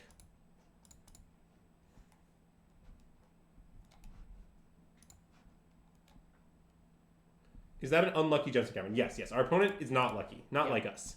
There are no luck counters on this land. And they did not have Tidebinder, so... they had hard cast Mystic Dispute. Anyways, Fawn pitching Lorionville, I think. Yep. Yeah, because the dynamics of the matchup is that the Rhinos Mirror is just, like, not about cards. Yeah. That's, I think, the thing that you have to internalize, right? Like, when you draw a Fawn in this matchup, like... Whoa. Third colorless land. Classic. Well, see, the thing is, this is illegal. This is what people need to understand. You can't do this. Yeah. Like, the mana's pretty good in Modern. It's okay to be 3 colors. Your mana will be fine. It will not be fine if you slam 3 colorless lands into your deck, okay? Yeah. Don't play Gemstone Caverns and Tunable. I have tried that build because someone I respect did well in a turn with it, and what I can tell you is it is unplayable. You can't do this. Anyways, but now we're going to resolve some Rhinos, I think. Well, I guess maybe they have fun, but we're going to either make them pitch 2 cards or resolve some Rhinos. So wait, okay, if we don't block there, we take 8. Then we attack them back for 8. Yeah. And then we have Rhinos on the blocking. And if they attack again, then we get to block and trade again, but then they're like basically dead on the crackback. Okay, what if they counter this? Okay, good point. Or what if they make their Rhinos again? Yeah, okay. Basically, like, what I can tell you is, so the real logic here is that they are the beatdown because we have Rhino suspended. Yeah, okay. So therefore, we want to block and not attack. Yeah, okay. And I think when you start reasoning where you are imagining them letting a Rhino resolve and not playing more Rhinos, it's sort of like, well, the danger of all this is that might happen. And I don't think I'm supposed to Tidebinder their land, although it's not insane to Tidebinder their land. Yeah. Okay, great. Now I will Tidebinder this, and I guess they cannot really stop me in any way. So that's nice. What do I think about 3 colorless lands when I just because of play? I just think it's wrong.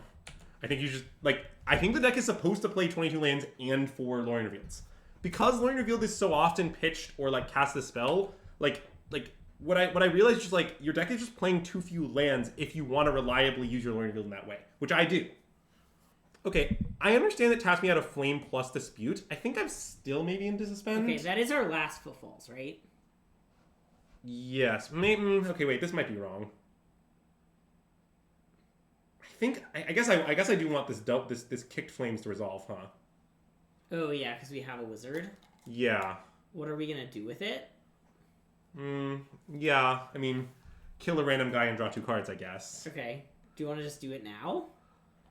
Well, I mean, if they make rhinos, I'd much rather kill a rhino. Oh, good point. Good point. I think I want to pass, but I comprehend that that could be costly. Okay. Because I get that I'm letting them fawn it or whatever if they have that.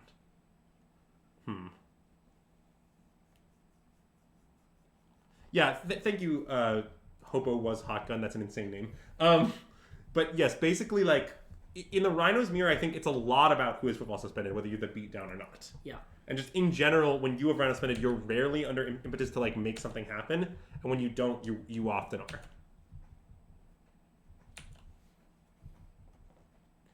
Yeah, I guess that might be true in my dispute. Well, Sam, I was thinking they might attack with Mutavaults this turn, but maybe that's wrong.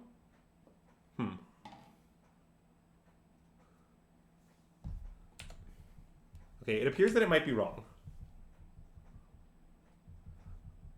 Okay, I mean, I'm just gonna do it now. Yeah. I'm not gonna hang out longer than that. Let's draw 2 and destroy target artifact, shall we? Yeah.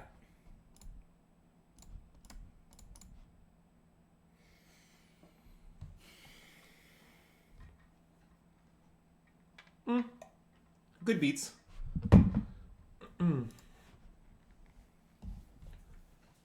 Definitely a little sad, but I don't think the end of the world or anything.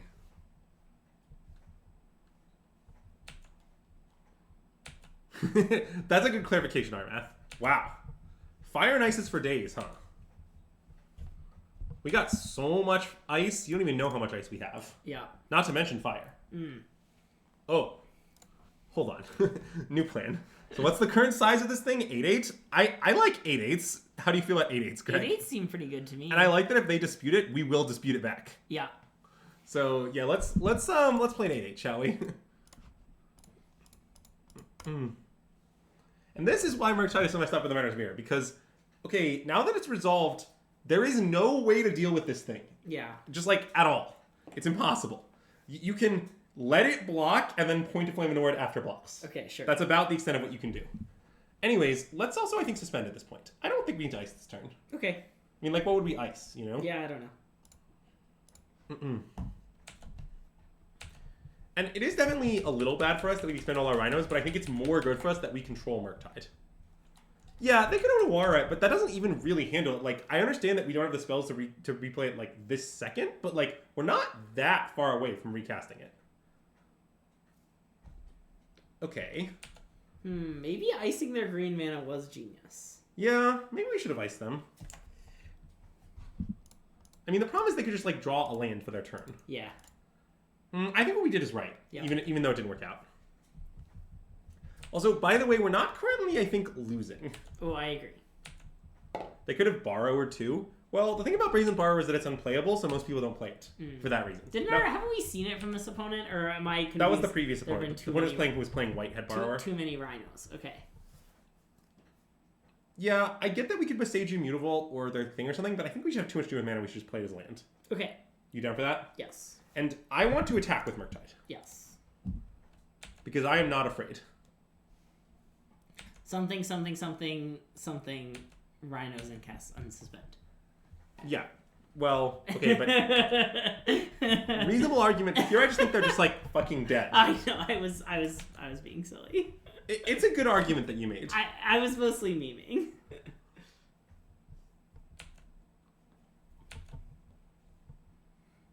I was like, what can they cast for red, colorless? Yeah, it is hard to name. Nothing. And I could have iced them right out of their upkeep. Maybe that's right. I think I just want to go to being combat, though. I think they can attack.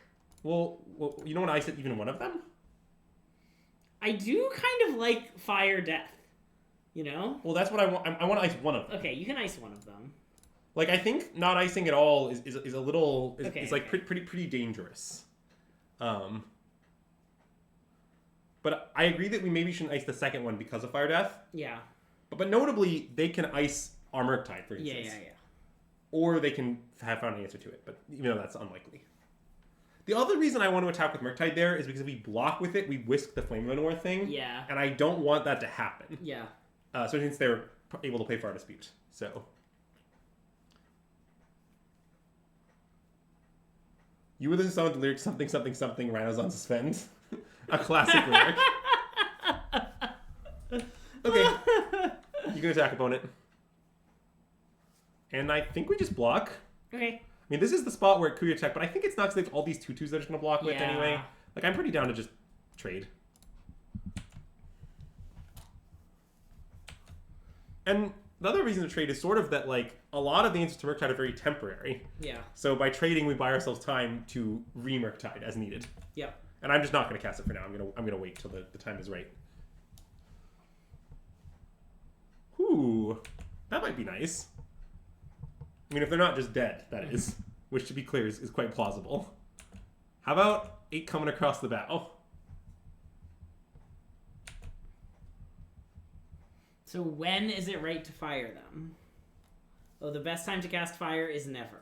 Oh, that kind of makes some sense. Well... So, wait, hold on. I'm trying to figure out what we actually lose to. So if we... I guess if we...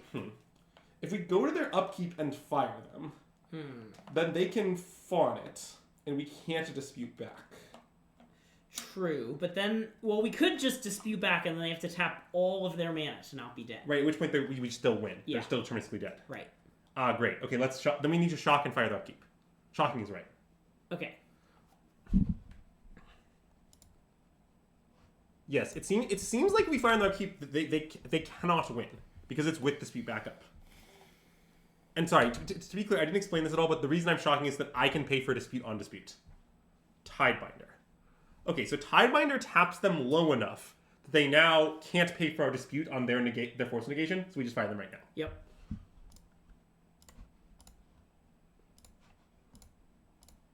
Counter this ability. Yeah, they also can't cast Fawn, as Chad said. Oh yeah, that's also true. For like so many reasons. Well, if they had either 2 cards or third blue mana, they would be able to. Yeah. Anyways, common colorless lands. Yeah, honestly, I think our opponent. I mean, I don't know how it would have gone if their lands were better, but that was a huge. That cost them a lot. But yeah, hopefully that was a good demonstration of navigating the Rhino's mirror. Yeah.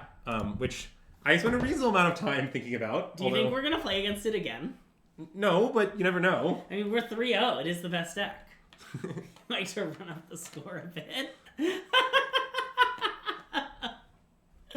We're not dangerously close to that. We're just gonna end the stream right now. I mean, famously, we have Fight Mode on stream with Rhinos. Yeah, that's true. Last game playing 4-color Omnath. Okay, cool. I'm down to fight 4-color Omnath. This is a matchup I have not played a lot. I mean, unless that means blue-white. Wait, I don't know if that secretly means blue-white. No, it secretly means blue-white. Gotcha. Okay, there's one Omnath in their deck. Nice. Well, we will see if they reveal Kira, which they do not appear to have done yet. I mean, they have to have already done it, so then maybe they're playing something else. But anyways, this hand I think is a keep. It's not amazing. I mean, I guess let's think a little bit. So my usual rule is I like to keep 2-land hands if they have a Cascader and are otherwise good. Yeah. Abstractly. So if we had like here's the way I feel. If this is Breeding Pool, this is definitely a keep. Yeah. Because like we have the chance at our best draw of 1 Footfalls, 2 Fire, 3 this, right? What I don't like about it is that it's specifically Steam Vents, but it's still pretty good. And like the ice will give us a bonus look at the 3rd land. Yeah. I think I'm into keep. I think I'm into keep it also. Sorry, I like having the thing over there that way. Dan, the Shocking 15 is right because of their mystical dispute, which you seem to not be considering, I think, but that's an important thing to consider.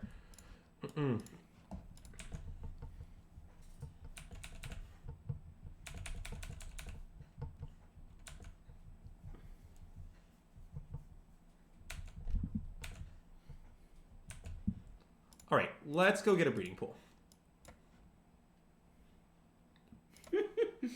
3 Solitude mana how is their mystical dispute relevant? Well, I mean, nothing's relevant because they were turns contend once they cast Tidebinder. But before they cast Tidebinder, it was potentially relevant. Like, because no, I'm talking about Fawn plus dispute as their 2 cards then.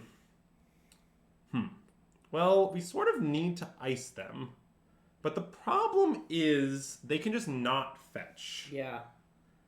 But are they really going to do that? I think this play is not obvious. I agree. I think we should not suspend the footfalls. I think I agree. Okay. And if they play a second, like, they also have to have a second fetch land for that to work. Yeah, that's true. And look, if that's what happens, that's what happens. All right. Do you want to hit him with the ice baby, Greg? Nah. Okay. I just wanted to check. I wasn't feeling it. That's why I was. I was searching my brain for other songs with the lyric "ice," and then it just didn't come. Yeah, I don't think they really exist. Ice is not a common song lyric. Oh, come on! There's got to be a bunch of songs with the word "ice." Anyways, I'm gonna slam this main phase. Yeah, love that. And yeah, Basic Island I think is fine. What do we think they cut their Kira for? Good question. Well, we know it's Jace Wheels of Mysteries, don't we? Yeah, probably for the second Jace Wheels of Mystery in the board.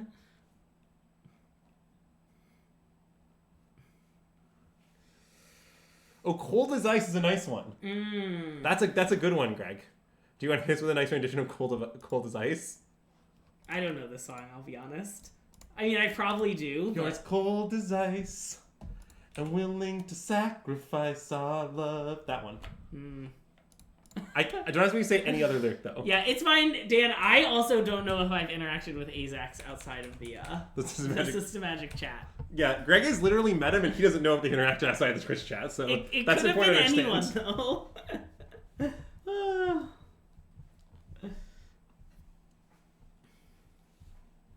Okay. What season do you think is best for the Otherworldly Light, though? What season is best for the Otherworldly There's Light? no way it's March. I'm just saying. Like...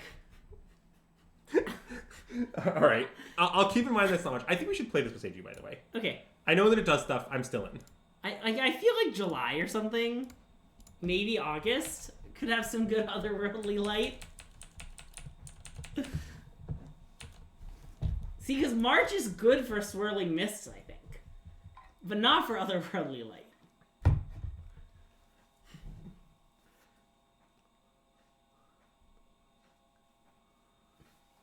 No, Dan's best known as the world champion of 3 games no one's ever heard of. Yes. He has been on our stream before, and you do listen to like 100% of our streams, so... Well, I know that Azax sometimes doesn't watch our stream because of Bridge Night.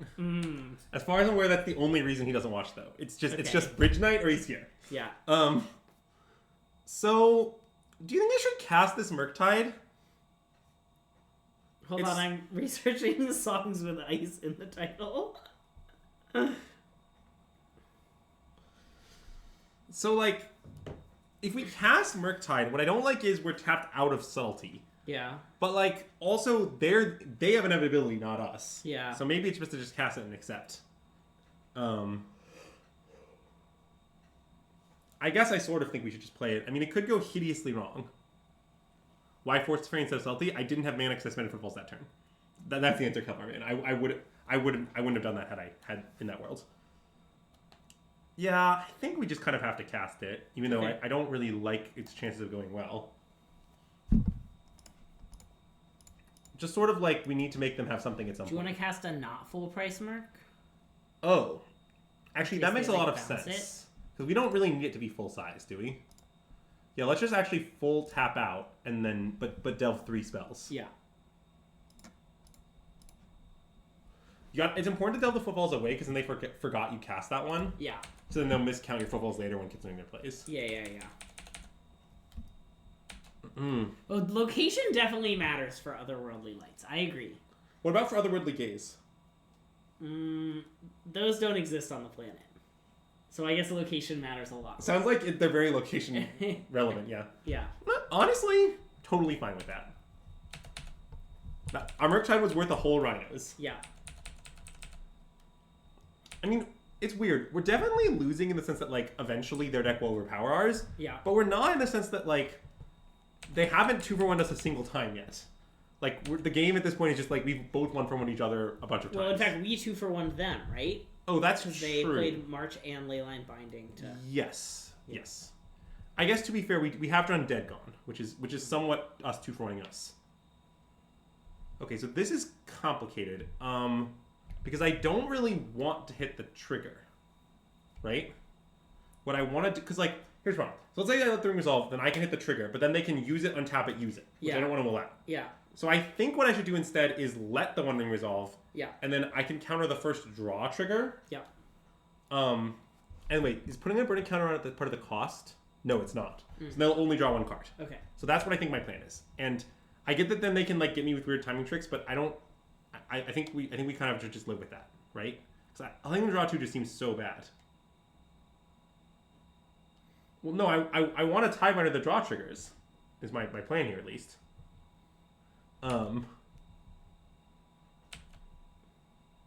Is there otherworldly grinder? Good question. I can't answer that because I can't reveal the answer to any non-otherworldly gaze in the chat. Yes, I'm just gonna chill, and when the time is right, you will counter their ring activation. Mm-hmm. Do I think the opponent will draw on their turn? I don't know, but I think they will if I cast Flame of Venor. Mm-hmm. Great.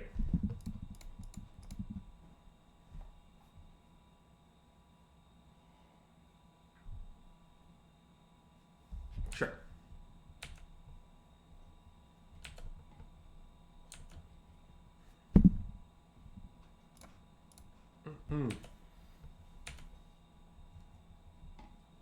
Like, to be clear, my intent with the whole line was if they go to my turn, this is where we end up. Yeah. Now, maybe this is not the right line, but yeah, my intent is just to accept that this is a outcome. Okay, I don't want that to happen. Okay. I think we should just decline it to happen. Okay. I understand this involves pitching Flame Venor, and that's bad, but, like, if this resolves, our Rhinos gets countered, this gets bounced, the ring gets activated, it's just, like, a disaster of titanic portions. Yeah.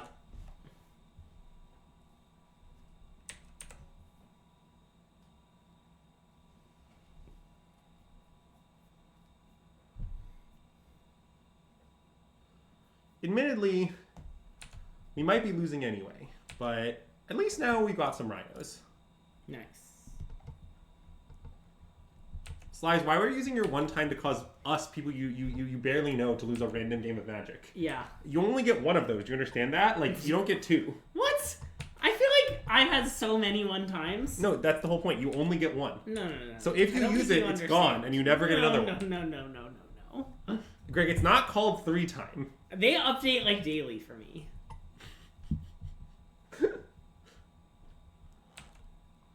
Yeah, so as a classic one-time example, I famously once used my one-time to queue for a PT.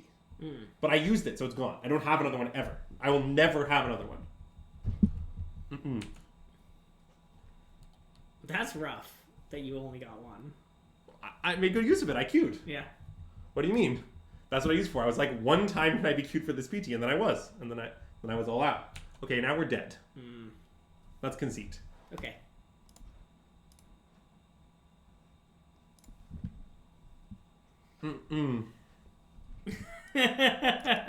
See, Kev, we got one of each for you. Which PT did I use it for? I queued for I think PT Sydney using it. Yeah. I mean, it was way back. Not the PT you want. No. Okay.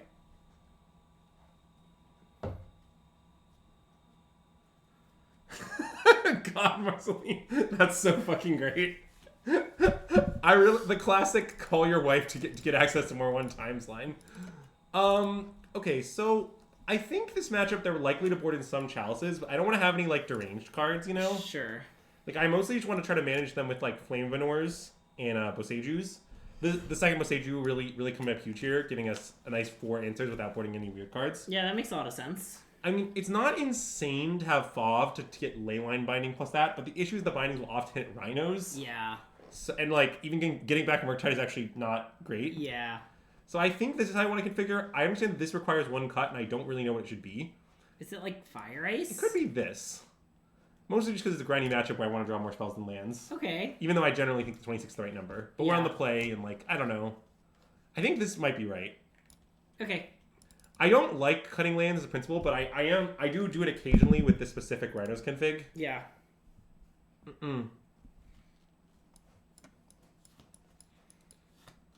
Oh, yeah. Calling your wife to use her one time is definitely outside assistance. I would like to rule on this matter. Yeah.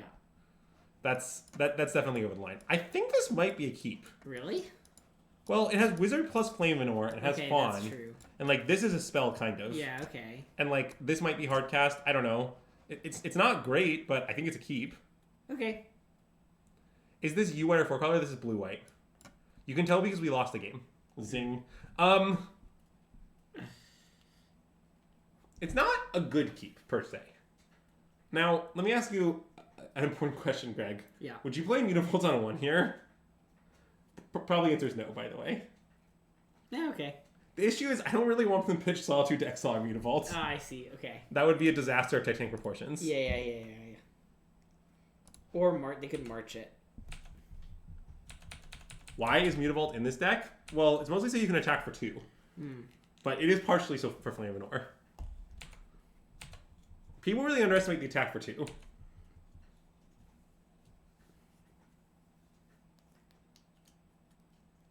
Yeah, I think I still don't want to play Mutavault. Well, I guess, are we cycling Loring Revealed? We could cycle Loring Revealed here. Do we save the Triumph? Absolutely not.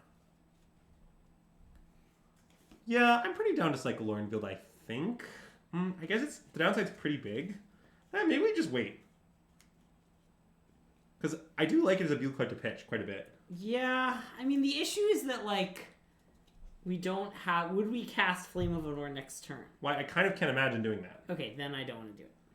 So I think I just want to play Greenpool tapped. Okay. And then next turn, like let's say they play Challenge Link, next turn we can play the Mutavault and cycle this for the red, and then the Fallen can cast it. Yeah. Oh, hey, Anurag, how's it going? I guess if I wave from over here, they just can't see it. They can see your arm vaguely moving in a way that might be a wave, but it's pretty ambiguous. I have to wave with this hand.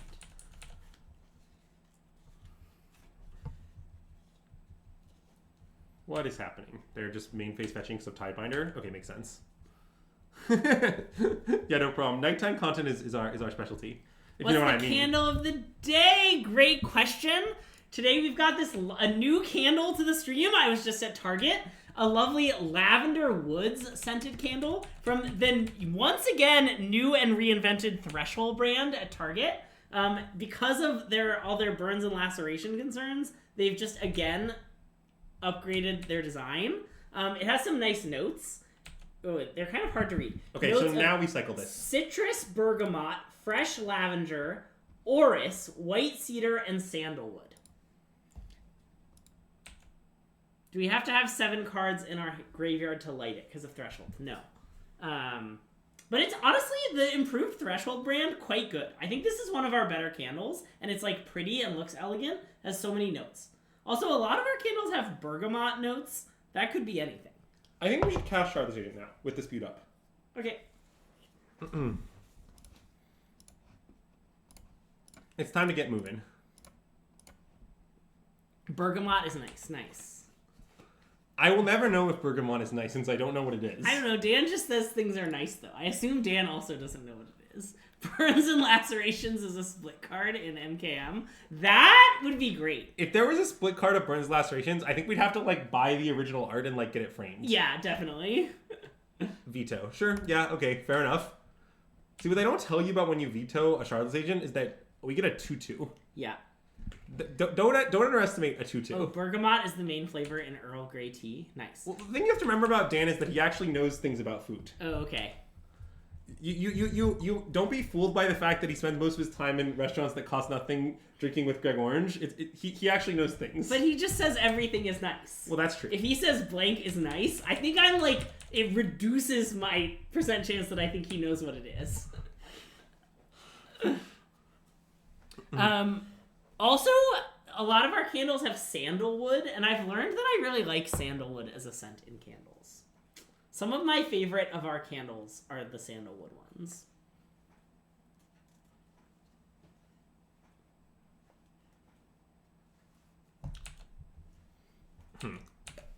Question for you. Are we gonna play Boseiju? I guess it sort of feels like a no to me, but I'm not. Oh, okay, great. Problem solved. And I don't think we should send in Mutavault. I think we might want a subtlety. Okay. We also just might want to, like, animate Mutavault Flaminor or some such. Sure.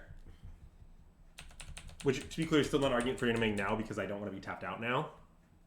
I don't want to let them do whatever they want, you know? Like... Yeah. What is this? Teferi. I think I'm into subtlety. Do you want to dispute first? Well, if I dispute, I think they're going to let it resolve. Okay. You see what I'm saying? Like, Yeah. Okay. I kind of want to get my 2-for-1 and get 5 power on the board. Yeah, okay. I like that.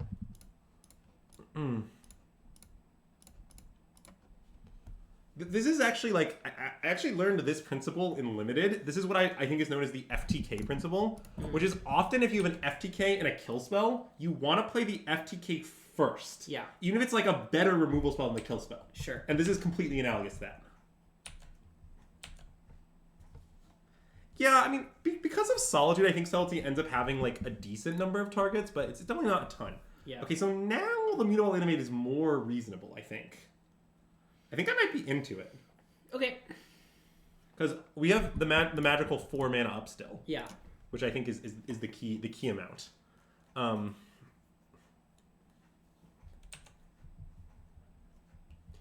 Yeah, I mean, the thing about Magic Theory is that it's like half the reason I'm good at Magic. So what's the other half? Luck? Endless putting in the work.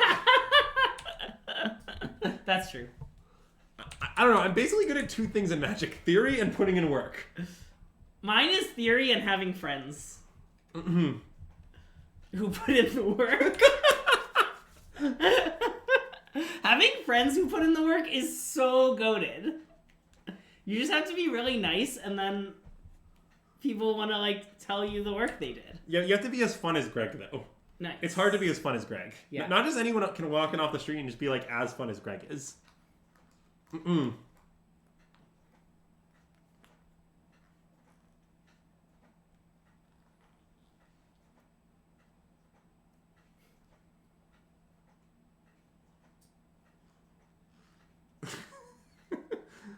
The One Ring. I would prefer our opponent not control the One Ring. Me too. So, I guess we just fawn it. Yeah. I don't know what this is fetching. We have islands left in our deck, right? Yes. Okay. I think we maybe fetch Basic Island and then fawn it. Okay.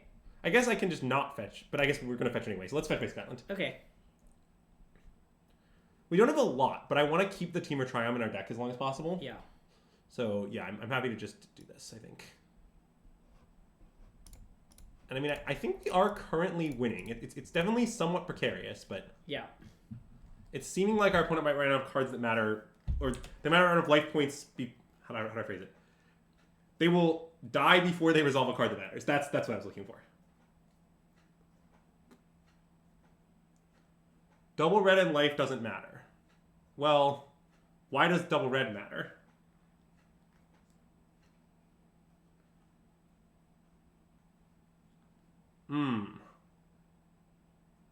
Okay, that's a big punish to what I just did. I guess maybe should I have disputed first because of this? But I don't. But except that because I am immutable, I don't have mana to do that. And I can't. I guess I could pitch fawn then. Maybe I punted. But I think animating Mutavault was really good because I think them being at 7 is much better than being at 9. Yeah. I guess we should have just disputed. Maybe? Because then, yeah, if they do this and then we just pitch cast fawn, they're dead. Oh. Okay, we screwed it up. Yep, sorry. Yep. I apologize. Yep. The other line was better. Honorog's right. Leaning on Dispute was better. Mostly I just didn't think about Doan's Veto, if I'm being honest, is what happened there. Even though it's the only spell they've cast this game. Yeah, I mean, I'm not saying it's reasonable that I didn't think about Dono's veto, but it is true. Yeah.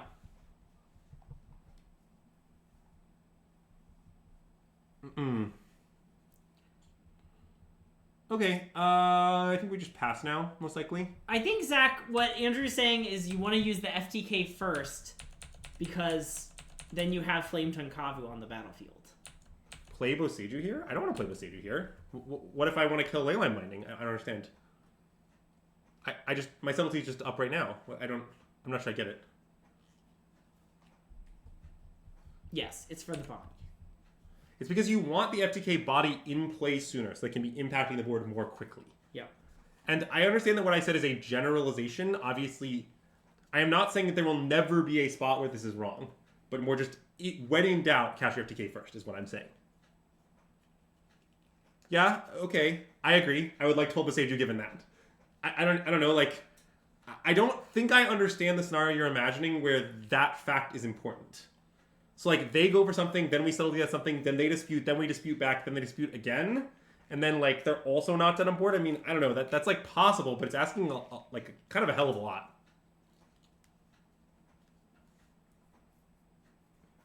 Okay, let no one say I don't learn from my mistakes. Okay. Let us hard cast Mystical Dispute. Yeah. Mm-mm.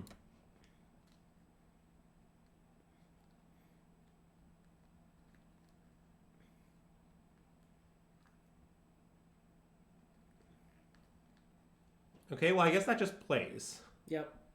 Well, Oh, do you want to... we might want to draw two. Drawing 2 seems great. I think we should draw two. Yeah.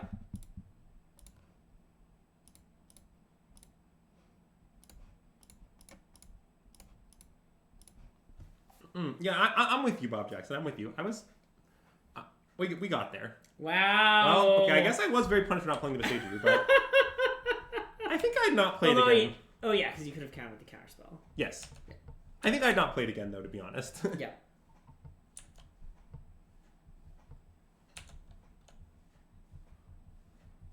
Well, because the thing is, I think our spot is actually still kind of good. Agreed.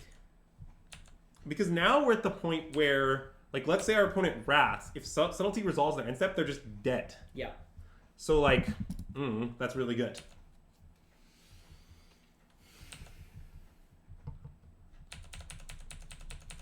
Love the maybe their own ring will kill them. Well, I don't really think that is what we're saying here. I think what we're saying is maybe their ring dealing them, like, 1 damage, plus our combat will kill them. Yeah.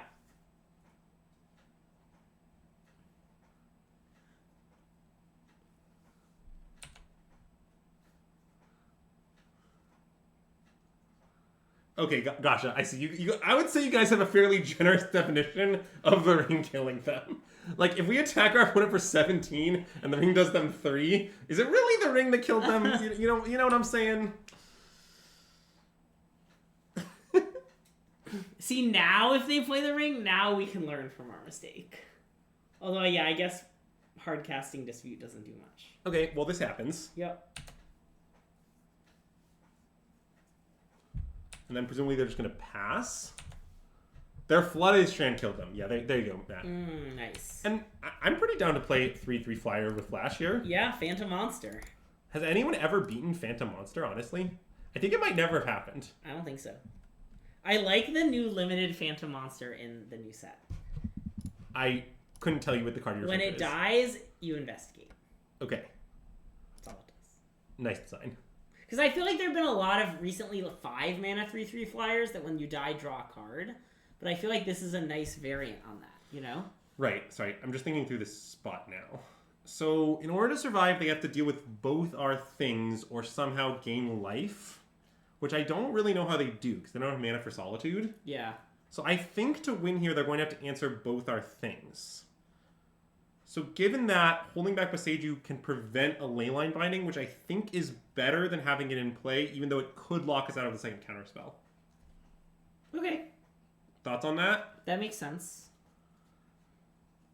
It might not be true. I guess almost all the cards they're going to cast are white, so our Mystical Speech just cost 3. Huh. Wait a minute. It might be right to attack with only Subtlety. Is that ever right? I guess it doesn't really make sense. Because casting control is like the same as having attacking. Yeah. Yeah, okay. Sorry, I think this spot's kind of interesting. So, like, yeah, I guess what I'm proposing is if we attack with Mutavault, we will be able to cast one of our 4 spells. Okay, that actually doesn't seem great. Whereas, Wait, no, we'll be able to... If Beseiju is one of them, we can cast 2. Oh, right.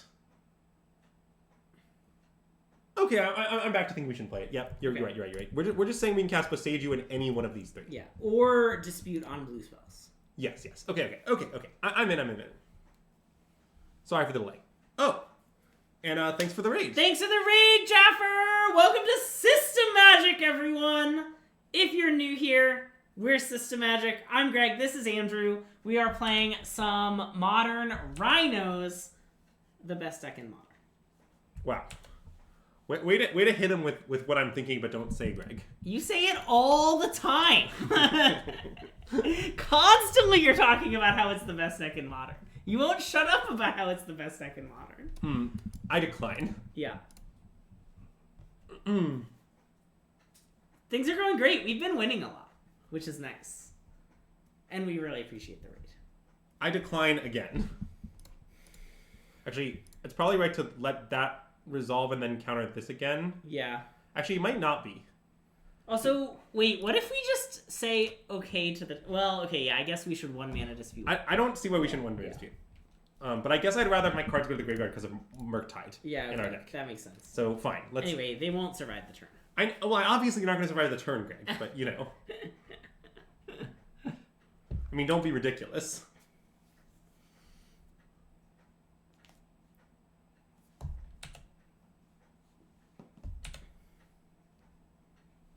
Okay, nice. So, that was nice. Now we're on the draw. Okay, so this is definitely need to come back in. And now we're going to have this problem where I didn't configure my sideboard mappings for a world where I have 4 disputes. I just lazily added the 4th dispute, and I don't know what to cut. I mean, sounds like you can just cut the 4th dispute. I don't know about that. Wait, let's briefly gaze at their unhinged list. This is not the deck they're playing. Oh. Right? Because that list has Kira. But no, it doesn't. Oh, wait. Oh, yes. I see. I'm basically wondering if I should cut a Flame Venor, but I don't... Wait, no. I don't think... I like Tidebinder quite a lot.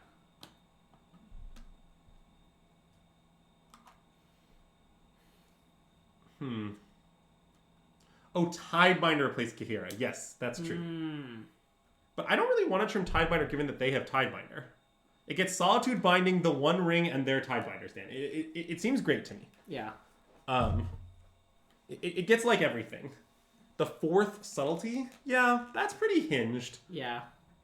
Subtlety has pretty limited hits against them. I mean, it does hit notably Tidebinder. Yeah. But it's kind of Tidebinder, Solitude to Fairy.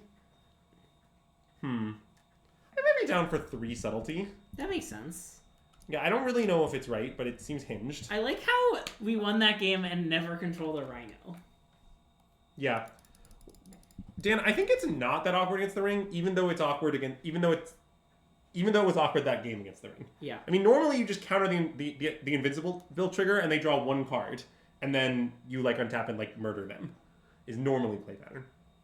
Yeah, I'm pretty down for this. Okay. It's another not great hand, but yeah. I just mostly think that I'm not in a rush to necessarily have Rhinos incredibly quickly in this matchup. I mostly just like hands with lands and spells. Yep. Okay, I should fix the thing. Fix the thing, Greg. They'll never know what I'm talking about. Fix the crap out of that thing. That thing is going to be so fixed. It's so fixed. It's the most fixed it's ever been. I'm actually going to fix it even more. I'm going to burn some of your seconds. Nice. Greg, I only have 7 minutes and 39 seconds, Greg. I might need all of those. I'm trying to sabotage you. That makes sense. You have to know. I'm going to breeding pool and suspend here. Because chat loves it when you time out.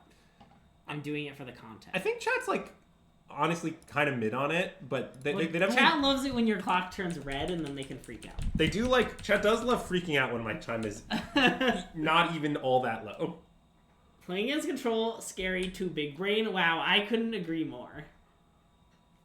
You just have to learn how to do a little dancing.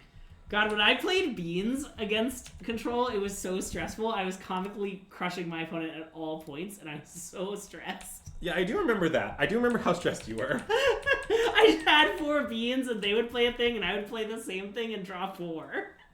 It just kind of felt like I was going to lose. I don't know. I think my opponent got really tilted.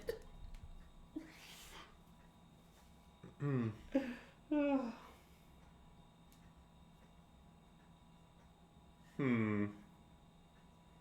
mean, there's a chance we don't care right now, given that we have Viseiju in hand and no Rhinos in hand. Yeah, okay. Like, I don't really want to pitch to counter this. Is that hinged? I think it's pretty hinged. That's pretty hinged. You know, just our opponent casts a range take card from the deck. They can have it. It is a pretty chalice. Ooh, that might be good. I wonder if we'll hard cast that. I guess it doesn't seem incredibly likely since I don't have a land next turn, so... Well, yeah. I guess I'm pretty likely to cycle it this turn, but, you know. Look, there's nothing chalice more than freaking out about my clock. This is just a well-known. Maybe I should make it exclamation point clock into a command, and it just says, it'll be fine. Should I Viseiju it now? I think I'm maybe in for that. I think so, yeah.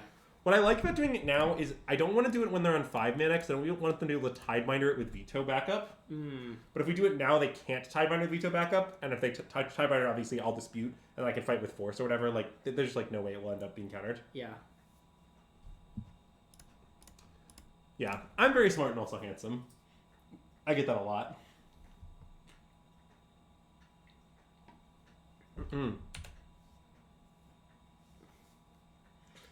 Yeah, I do agree that the fact that clock isn't actually a command, but we talk about it like it is all the time, is nice. That's a good point. That's a good point. Maybe I shouldn't ruin it. Ooh. Okay, now we can just not cycle. Love that. That's my favorite way to play Lore and Revealed, is to not cycle it. Love not cycle.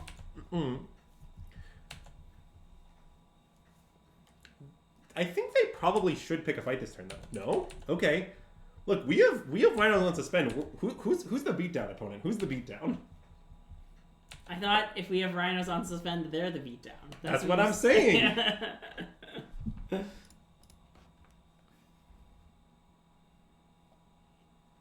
Okay, well, we're back to being the beatdown. Bad news.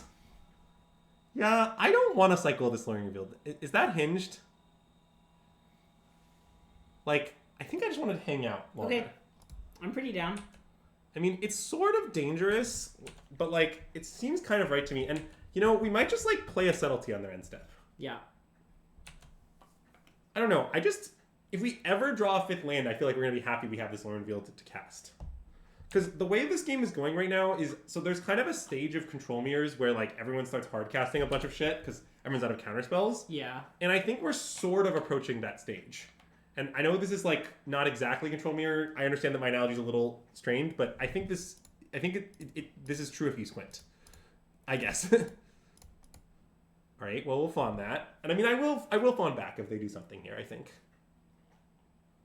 Okay, and I think I want to pitch Fire Ice. I think I really care about this Learning Field. That makes a lot of sense. In this game, I do not know if we're going to be icing a land. Oh, actually, I guess... Yeah, actually, I want it all exiled. Okay, sure. So I'll do that. Yeah. Yeah.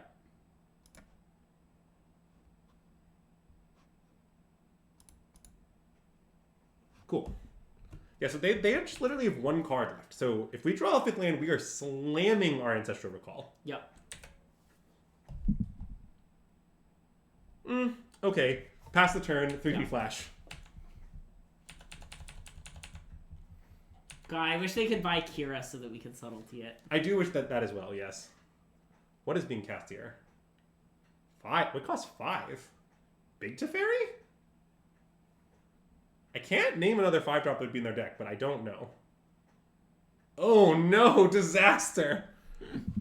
Well, that's bad for us, but I mean, I have to resolve. Agreed.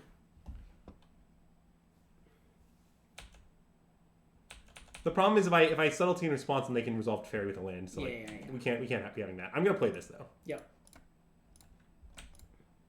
Oh damn it! Stupid Command W screwing me up.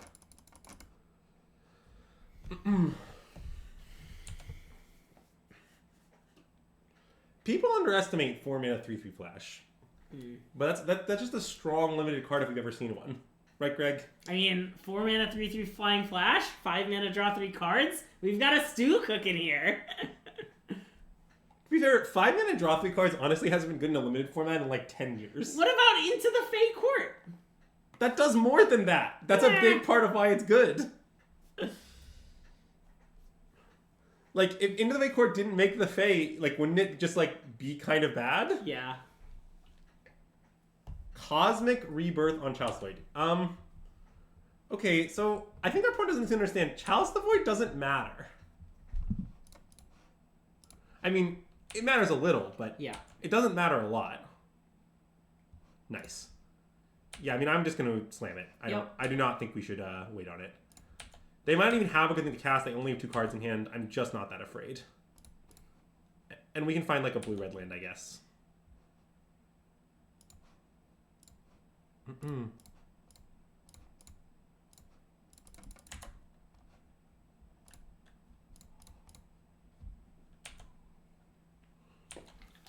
Murktide might be good here. Oh, I'm sorry, I forgot to do the face. You can just do it now. Nice. Was that 4? That was intended to be 1. I was 1 also again. Doesn't it? 1 has two hands up, right? Wait, oh, does he? I thought he had only 1. Oh, I guess it's 1 hand up and 1 hand like kind of making a peace-ish sign. Yeah. I think he only has 1 hand up, Greg.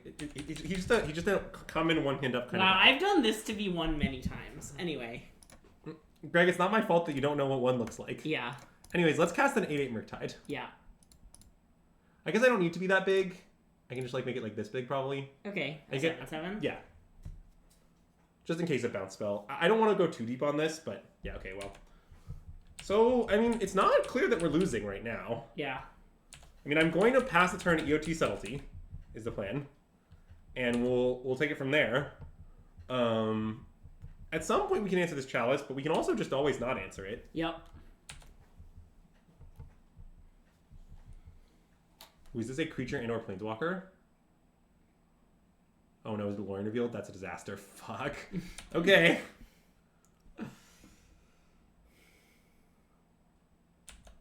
Yeah, I mean, I don't like it, but I think I need to cast the Subtlety. I agree.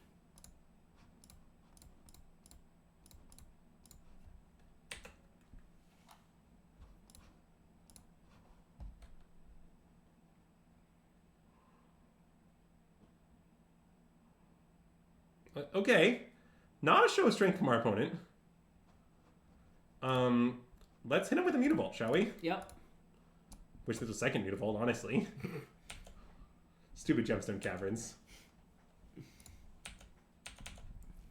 Oh, the hidden mode of Violent Outburst is definitely on our minds. Don't worry. It's a great mode. I love Fair Violent Outburst.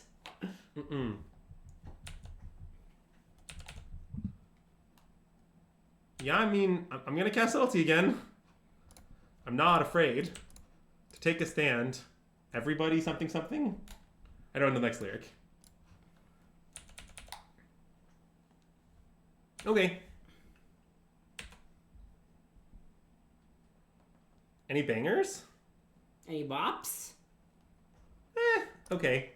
Not exactly a banger, but we'll take it. I have 238. We'll be fine. That's years. What are you going to do with all this time? Yeah, I don't know. Maybe we should play slower. Yeah. Do you want me to adjust the settings off to the side a few times? Steal the mouse? No, that I probably can't take that at this point.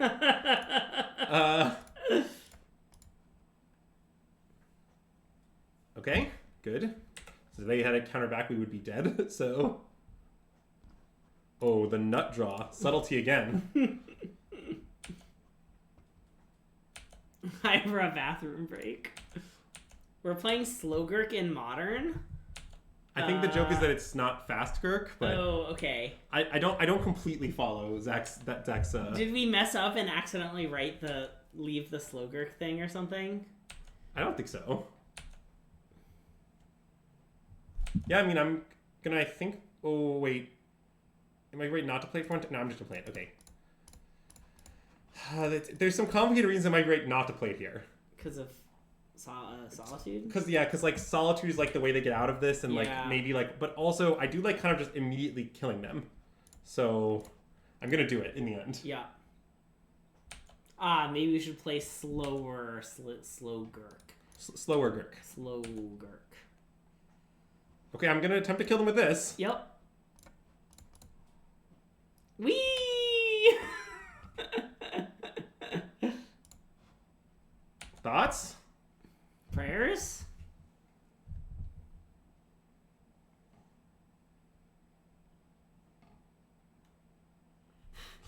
All right. You take 5.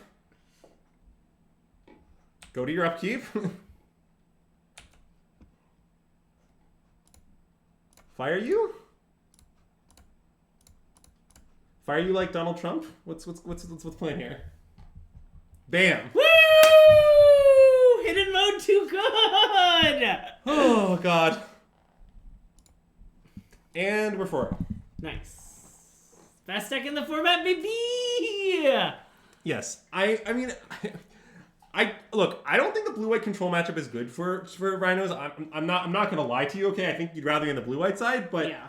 like, there's a lot of play to it. I've played it a lot. I know the Rhinos deck inside out, and it's winnable. You can do it. You can navigate through the web of interaction. Yep. Also, the fact that our opponent randomly drew the card Cosmic Birth, a card which all of us, especially Anurag, agrees is very unplayable, was really nice. So keep that in mind. I opened my phone and it was telling me about some songs with the word ice in the title. We won't. Yeah, that is what happened. We limited it all over them. I like how most of those cards aren't even that good in limited. Yeah. Oh, we gotta change the candle sponsor! Goodbye to our new Threshold friend. Zach, is there one you'd like? Do you want the Rosalind's Place one?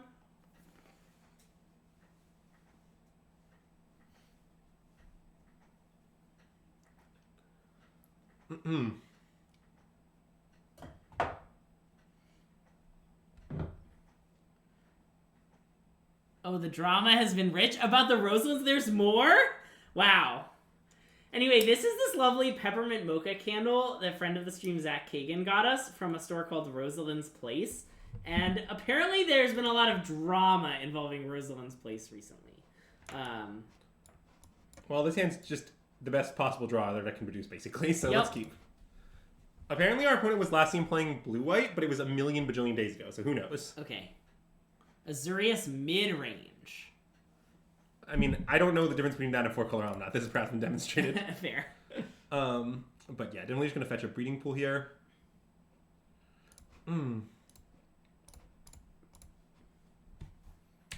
But yeah, see, it turns out that the key skill that are tested as a Rhinos player are actually the skills tested as a Flash player. Nice. Also, isn't Nola Gold someone who's in our chat sometimes? Oh, I don't know. Maybe. Okay, update. It seems unlikely they're playing Lazarius midrange. Fair. But I'm going to shock and at least try to ice them. We'll see if they let us, but... Yeah. Wait, this is Jody Keith? Oh, okay. I mean, you don't have to refer to him as... Like, I know Jody Keith. I mean, we played a bunch of times, in fact. I think there were, like, several different occasions where we played his team at Team SCGs, and I think every time Jody beat Clay and we won. Nice. So, do with that what you will. Wow, Clay. I mean, look, you got me, opponent. I won't be icing you. Is it ever right to just, like, target your own stuff to cycle? I mean, it could be, but I'm not... Given our current situation, Yeah. I feel like I'm not in a rush for that. Yeah. Oh, I guess right. Because I like might need to pitch for Fawn, too. Yeah. Yeah, I don't know what this is right now. Upkeep or later? Probably upkeep. I mean, the real way I feel right now is I don't understand what's going on. Yeah. Like, these lands don't suggest counterspells. But there is Reprieve. Okay, how about now? Okay. I just sort of can't imagine not casting it, and it seems like, given that I can name any card, I'm down to cast it now.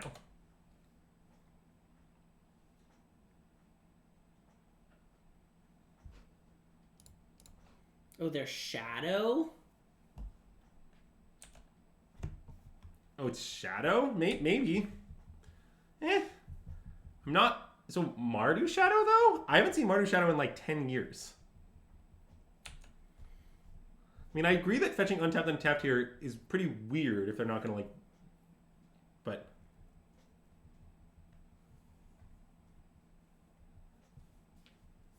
Yeah, I'm also... I mean, I'm not going to be playing Denver, obviously, but I am glad it's open deck list if I end up playing it, because I know so little about Modern. As an update, Greg will be playing it. Which LCQ do you think I'll be winning? Well, they had Reprieve, so... I think you will win... I think you will win the second limited one. Okay.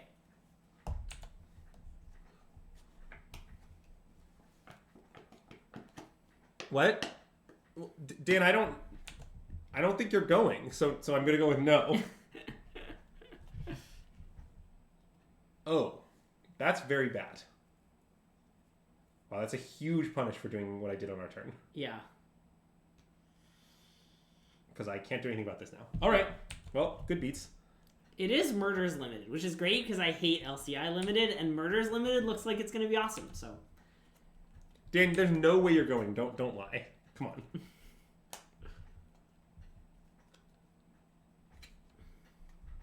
I just don't believe that you'll be going. I also bought some flights to Denver today, and they were so cheap. Yeah, my flight was insanely cheap too. Okay, this is very bad. I don't know why everyone is so down on LCI Limited. I actually... Okay, we'll talk about this on a future LCI stream. You mean on our last LCI stream? Yeah, the only time we'll be drafting it again next Tuesday. Yeah. Yeah, I mean, I definitely might lose this game to not playing around this set of cards, but... Yeah. What I'll say about LCI is I think the 3 worst limited mechanics in 2023 were all in LCI.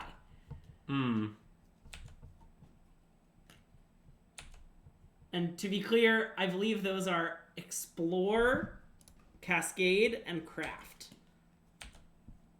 Yeah, reasonable take. Todd, I'm pretty sure I'm going to play Rhinos at the RC, yeah. Yeah. I think Rhinos is great. I mean, it's hard for me to be locked this far out. I think it would be outrageous for me to claim that I'm locked this far out, but that said, I'm locked. Craft was fun is unhinged. Craft is such bad flashback. Craft is a heinous mechanic. I'm pretty here for the craft hate. I feel like all people liked about craft is that the word craft is really evocative. They're like, ooh, I'm gonna like craft some things together. But like, it doesn't even do that. It's just bad flashback.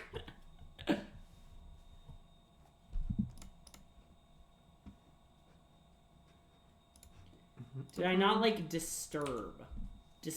I mean, disturb is pretty evocative, right? Like I don't like that it's a flip card, but I like that like what the back half of everything does is incredibly obvious, right? It turns it's like, or at least like the aura versions just like make the creature the same creature that just died. And the non-aura versions, it's just creature flashback.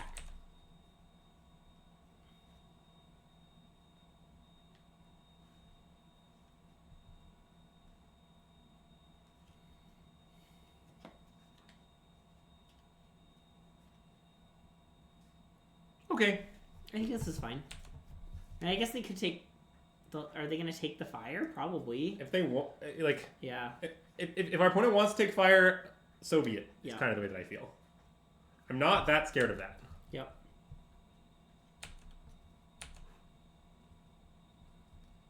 What I don't know is how many Rhinos we should attack with. Ah. I now know how many Rhinos we should attack with. Nice. Now, what is dangerous about this... Oh, no, it's not even dangerous. Never mind, it's just great. Okay. Well, I was thinking that we might be exposed to Ephemerate Solitude, but they only have 2 cards. They can't Ephemerate Solitude. Nice. So I think our opponent's just in huge trouble. Or Jody Keith's in huge trouble if you prefer me to refer to our opponent by their actual name. Why is their deck Mardu? It's Mardu Scam, the classic archetype, apparently. Yeah, I mean, Marceline, I'll warn you, I've seen a few Jody lists in my time. I think if you start asking why they are the way they are, that's a dangerous road, and it won't lead you anywhere good. So I wouldn't recommend worrying about that question.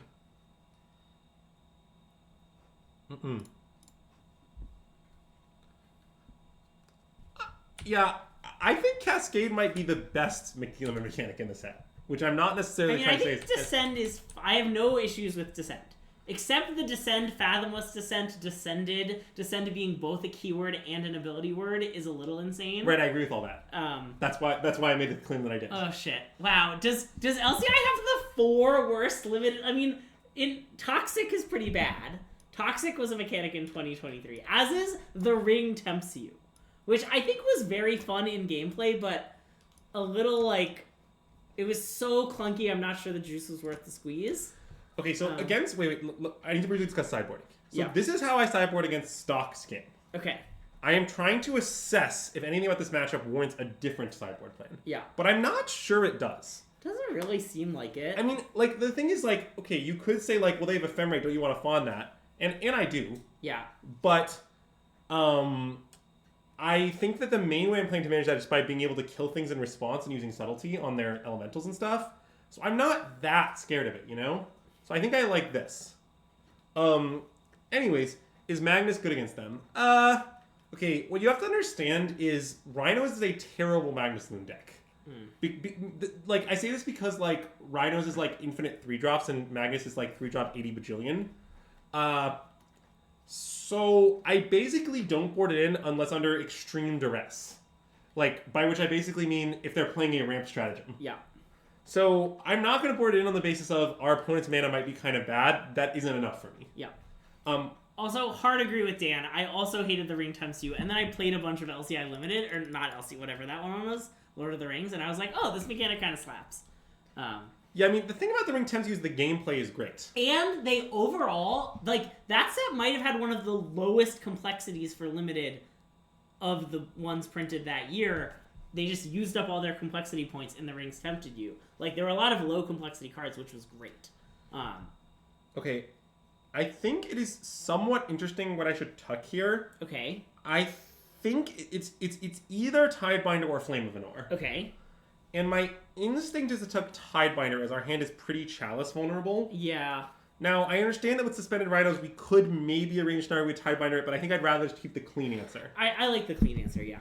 So, yeah, this is my intent. Now, also, I get that our hand is very vulnerable to Thoughtseize, and they're playing a Thoughtseize Grief deck. Whatever, I'm not mulling to 5 against Thoughtseize. Oh, yeah. Mulling to 5 does not make your hand better against Thoughtseize. Greg, say it louder for the people in the back. Mulling to 5 doesn't make your hand better against Thoughtseize. Thank you, Greg. So, here, I understand that I'm risking a turn 2 Thoughtseize, but they never turn 1 Thoughtseize. They probably don't have turn 2, so I think I'm just going to suspend and not stress about it. Okay. And this is a stomping running goal. I agree, Dan. I think that was very wise on their part. Except, God, if you've played the Lord of the Rings Commander decks, which I know you haven't, they are the most complex things in the world. I tried playing them with 3 casual friends, and every other card they had to be like, Greg, can you explain what this does, please? And it was reasonable. It was like, will of the council. Everybody votes, and either the ring tempts you or something. And it was like, God, that's ugh. Yeah, whatever that elf card you described to me is that roughly had 100 bajillion words and none of them did anything was appalling. Yeah. Like, I'm offended by the cards printing. Yeah. Anyways, so here I'm going to cycle Lorne to build. I think what's happening is we're getting Bowmastered, which is fine. I'm not that worried about it. But I'll fetch an untapped Steam Vents, I think. Just because, well, we might want to kill something. I'm not even sure I'm going to go to kill the Bowmasters, but it's more just like, I don't know, if they play Voidwalker, I'll kill it. If they don't, and on their end of turn, kill the Bowmasters. Yeah. I guess maybe Ephemerate is a reason to kill it now, but I really don't want to let Voidwalker stick.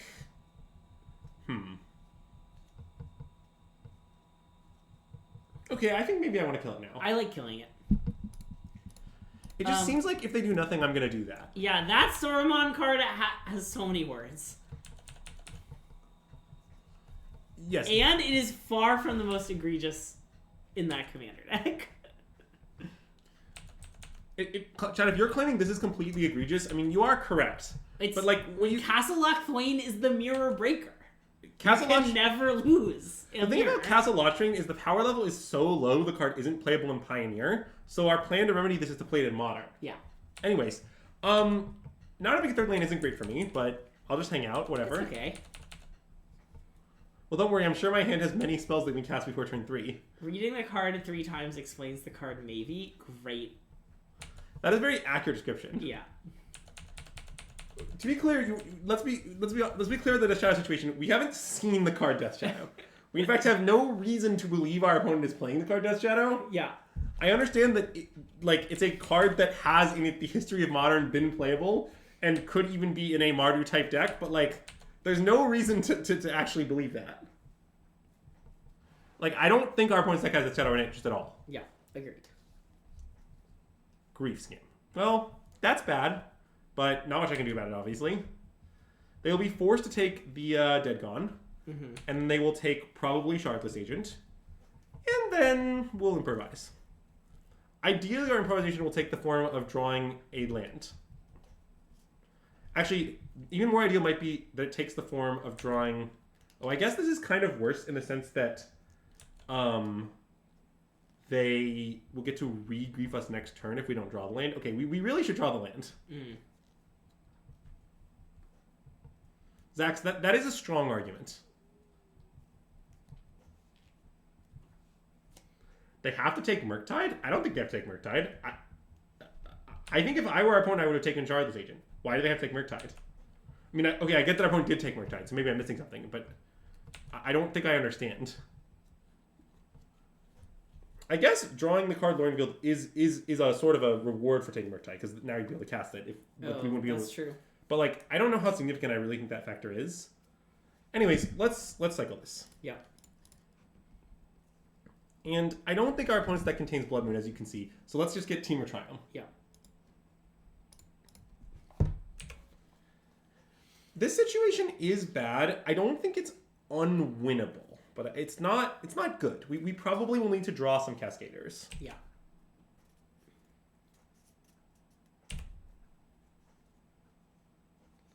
Look, if Jody Blood Moons me, he Blood Moons me, okay? Yeah. I'm just at peace with that.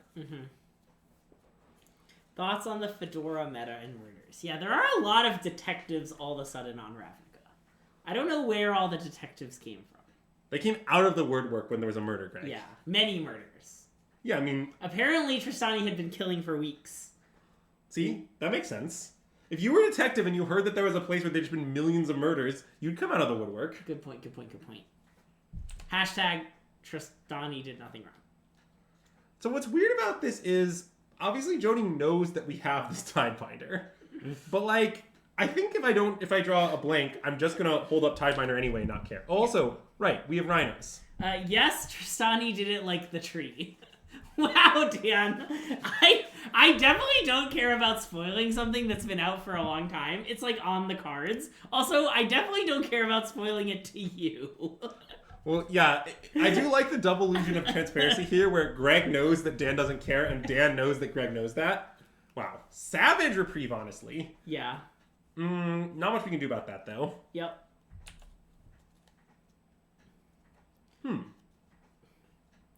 I mean... I don't hate Suspend Ice. Okay. But I'm not sure it's right. We could kill the grief. Yeah. Killing grief is dangerous. Yeah, I know. I don't think I want to kill the grief. Okay. I mean, do they play Not Dead After All in addition to Ephemerates? Well, this isn't a deck. Okay. Like, sorry. did the 75 cards that Jody cooked up from the recesses of his mind contain Not Dead After All? I don't know. Maybe. Okay, fair.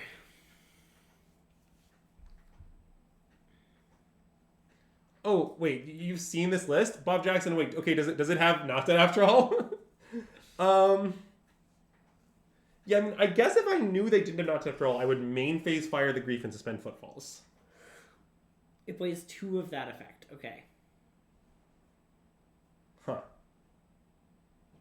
I'm not sure what I've learned from this. I mean, I kind of think we should still suspend footfalls. Okay, and then I think we should ice. I think that's what I want to do. Yeah. Do you want to hit him with another rendition of a ice-related song? You've been doing so much research. No. What was all the research for, Greg? Why did we go through this whole rigmarole? Wait, are you gonna ice them, or you're just gonna? I was gonna ice 3 ice? I was gonna ice Greece. Yeah. Grief. God, I keep saying Greece. I was going to ice grief in combat. Yes. Is my intent. What is this? Voidwalker. The plan has changed. Nice. I like the new plan. I understand that this plays into all that biz. I don't want them to have a Voidwalker. Agreed. Well, okay, that doesn't actually matter. Yeah.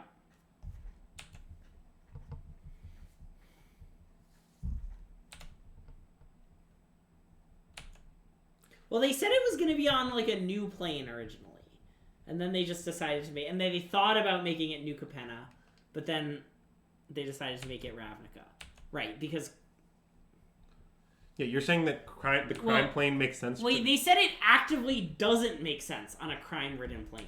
Like, why is everyone freaking out about a murder on a plane that's crime-ridden? A murder's a Tuesday. A murder's a Tuesday on New Capenna. Yeah, that is logical. A bunch of important people were killed. Yeah, sounds like New Capenna. But yeah, that happens all the time. A bunch of important people always been killed on New Capenna. Okay, well, the situation is, I mean, we're dying, but other than that, it's fine. Yeah. So I don't think I'm gonna have time to wait for the Tidebinder into the Flames of Nor. Yeah. I think I'm just going to take Florida down to 3, Flame of Nor the Chalice, the Void, go for Rhinos, and hope it works. I love it. And it's not that likely to work as an update, because if they just kill a Rhino, we die. Yeah. But, like, I don't know what else I'm supposed to do. I guess I could just kill the Grief. Well, you could Flame of Anor block the 1/1. Or, sorry, Tidebinder block the 1/1. Oh. And then next turn, use Flame of Anor to kill I guess the that might be Chalice better. and the Grief. Because if I kill the Chalice, I'm still dying to a removal spell. Yeah. For the most part. So, like, what's the point of it at that point? Actually, I think that's very logical. I like your line. Okay. 3-2 flash. 3-2 flash. It has no abilities. It's a 3-2 flash. Reprieve. I see. Well, that's bad. Okay, we're dead. I mean, we might have outs, but I don't know. We might not. I mean, what if we draw Mutavault? That's a good out. I think if we draw Mutavault, we're definitely okay. Yeah, it is sort of seeming to be like this deck might have enough good non-creature targets that justify Fawn, but I don't really know how to fit it all. Yeah. I plan to take a careful look at that during our sideboarding before game 3 if we lose. Okay. I mean, I can now kill the Grief and hope they have nothing. Yeah. I like that. I do love hoping my opponents have nothing.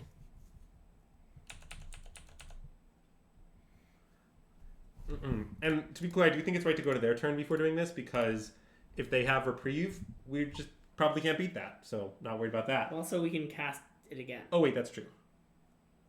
Well, we can't beat this either.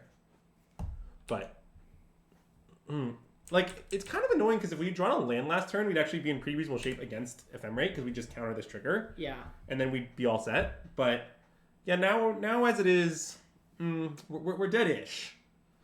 Ish.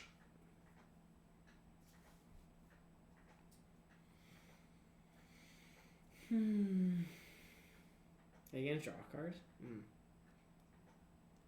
What they're doing is drawing a card adjacent. That's true. Well, don't worry. They did leave us with the 4 of spades. Nice. Are you aware that's the highest? Are 4? spades trump? Wow. Okay. Yeah. I mean, I will deal 3. I mean, we're not exactly out of the woods. Definitely not. God, we're gonna fucking lose to this Castle Lochthwain. Well, I mean, first of all, if we lose this game, there's a game 3. No, And second of all, we haven't even lost this game yet. I mean, I get that we have a football suspended that's about to be countered, and our hand is the 4 of spades. But, like, Yeah. we're not even dead right now. Okay, admittedly, that's very bad. Yeah.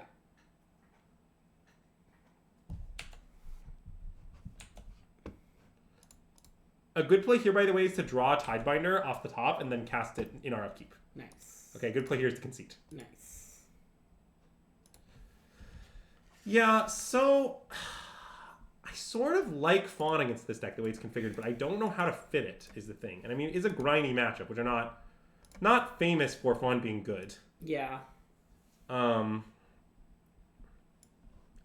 It just does seem like with Ephemerate, Chalice, I guess that's still not that much. Reprieve. It's just normal Scam, right? Like. Well, but I mean, normal Scam doesn't have Reprieve in it or Ephemerate. Well, it has 6 not dead after all effects, right? Okay, it sounds like this deck also has 6, but we're saying. Well, I'm saying Ephemerate is different. Yeah, okay, Ephemerate is just better.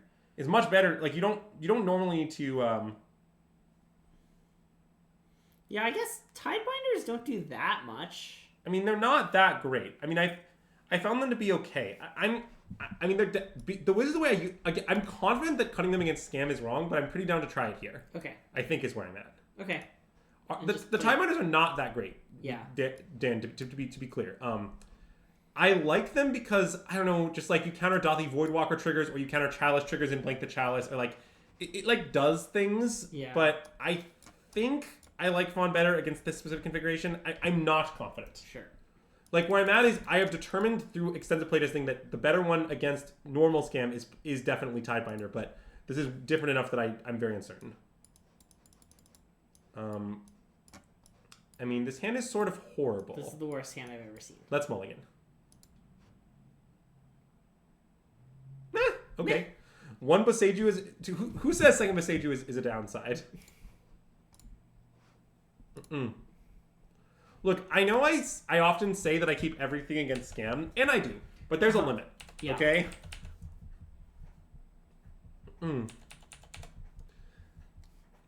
CP Tilingo, you got baited. I think you may not be familiar with what we mean when we say a paper-only play. A paper-only play is a euphemism for an illegal play. Rock. Sure. That's just fine. Let's go find a Steam Vents.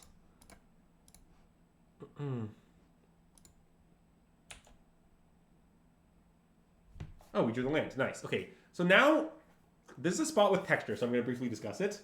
It is the question, to be clear, is whether we should fire Rog on our turn or their turn. Or whether we should ice it, honestly. But to go through it, basically, since we have the third land, we know that we have Shard Legion coming next turn. This means that we don't care if they save their Rog with a thing. All we want to do is ensure that we don't get hit by Rog this turn. So when you have the Cascader in hand, I think it's usually right to kill the Rog in the begin combat. Okay. And just accept that if they save it, they save it. That's just like okay with us. So anyways, now on the draw, it's substantially different. Yeah. So that's why I went over this. I also don't think icing the Rog is actually out of the question here. It might even just be right. Yeah. But if we're doing that, we need to upkeep it because of Bowmaster. I think I'm maybe in to ice the Rog. Because then we draw? Yeah. Okay. Do you think that's sane? I guess it might not be. We should probably just fire it. Yeah, let's just fire it. What's the advantage of killing the comments of our turn? Dash, Dan. If you kill it on our turn, they can dash another Ragavan. Levi, you like icing the Ragavan? Well, I'm sorry I didn't do that. Yes, the second Ragavan scenario is important. Yeah, maybe I should have iced it. I'm just a little worried that they're going to like Thoughtseize our translation now. Like it's not. I guess you had Rog Thoughtseize, maybe you Thoughtseize first. I don't know. Oh, okay. So I don't want to cast Translation into the Dothy. So I think I just want to immediately kill the Dothy. Okay. Yeah, because I don't want them to be able to save it in any way. So let's just kill that thing dead. And then I think we probably just cycle this for a land and play it. Okay.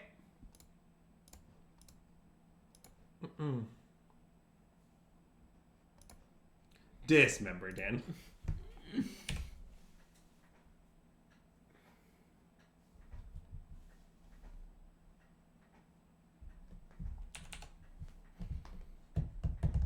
I mean, they'll do some damage to themselves. They have Death Shadow, after all. I really can't take the discussion of Death Shadow. It was so unhinged.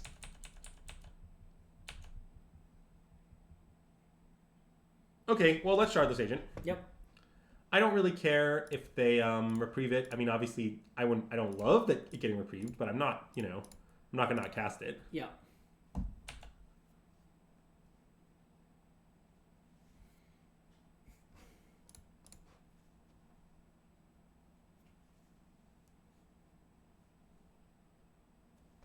All right, and let's suspend the footfalls. Nice. See, what's great about reprieve is that it doesn't mean that the footfalls aren't coming. It just means our opponent gets a brief reprieve. Yeah. And I'm happy to fetch basic forest here, I think. It's a little awkward on the mana because we only have 2 blues then, I think. Yeah, I think the life matters. Yeah. And that was the only basic we could fetch, so it's not like we tapped wrong. It's like, if we want to fetch a basic, it has to be this. I do like that it's a nice long reprieve when it's crashing footfalls. Yeah, it is a fairly long reprieve. It is basically delay that draws a card. That is right. Oh, savage hardcast grief here. Yeah. Well, I had so many Lorien Fields. Maybe I cycled one too many, but I don't think I did. Because I need to hit 5 for the second one. Yeah. Okay, any Cascade off the top? No, but that's decent. And let's attack for 2, I think. I agree. I mean, we're not blocking, and they're an ephemerate deck, so if they trade, it's good. Well, they are a Rog deck, but I think it's still right, because we'll just Assaulty the Rog. Yeah, and block. Well, we might just Assaulty on this deck. Oh yeah, I guess, what are they going to do, put Rog on top? Yeah, I'm not afraid of that. Yeah. What I'm not sure about is is what we do if they do nothing. If they were French, we get them a USC. Yeah, that's a good point. I mean, I don't really want to cast this. I don't think I do either. I think I want to chill. Yeah.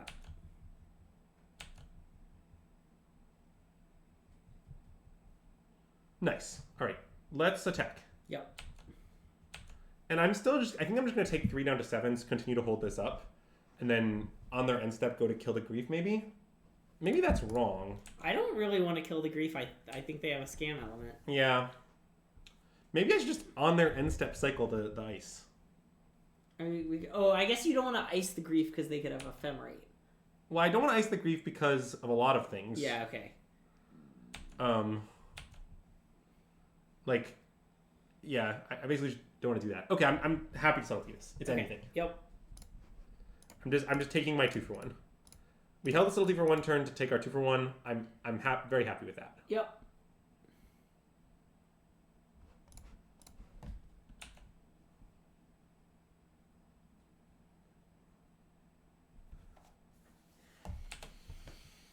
Is it worth checking where they put it? We probably should. It doesn't matter anymore. Doesn't matter. But in this spot with the fetch land, by the way, there's sometimes situations where you should always top it because then you can choose whether to draw it depending on how the game goes. Obviously, when it's our end step that's happening at, that makes no sense. But it is sometimes a thing.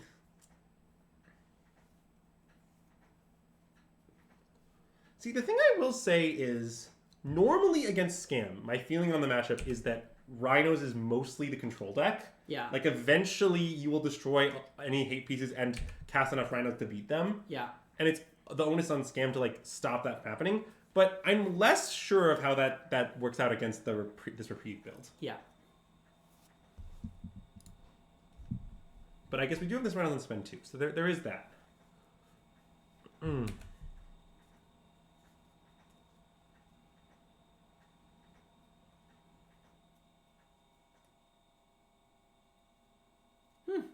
Okay, I'm not too tap for 2. Okay, me too. And then I don't really know what we're going to do, but we're going to do some biz. I love some biz. They're at 9. Do you think they should lose Castle Lodge Twin and go to 5? Probably. I mean, it's sort of unhinged, but it might be right. Hardcast Solitude. Okay, that makes sense. So I'm going to let this resolve, and then I think I'm going to kill everything they have. I love it.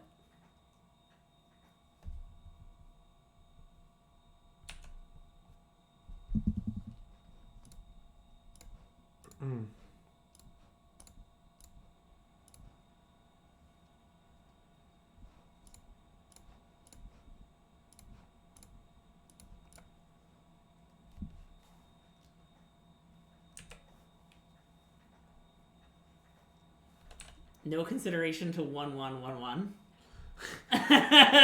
Nice. Oh god. Slurs. Well, Slars, my concern is that it might be psychic damage to me. Like, I do agree that if we make that play, someone in the game will take psychic damage. I'm just concerned about the damage assignment.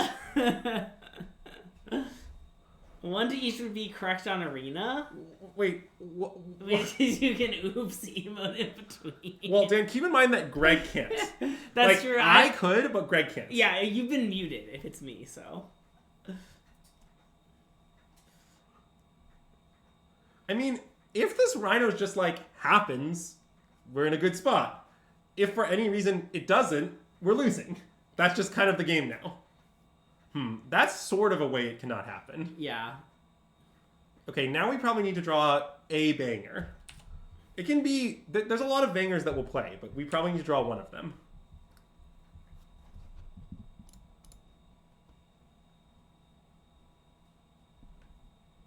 Oh, that's a banger. Yeah, I mean, I'm down to slam that. Now, they could reprieve it. If they had reprieve, they would have reprieved the Rhinos. Well, with Voidwalker, that's not totally obvious. I guess that's true. I mean, they might still have. Yeah. I guess it's pretty good to reprieve that. Okay, let's cast Murktide. Yeah, after the first oops, Dan, you've been muted. So... Yeah, I think you might be right. They might still reprieve it, just to keep their 3/2 essentially. So yeah. We use full mana here. I don't know. I don't think it's so obvious that we do. I mean, well, I guess the complication is, does its size matter beyond 5/5? 5/5 kills them in 2. Yeah.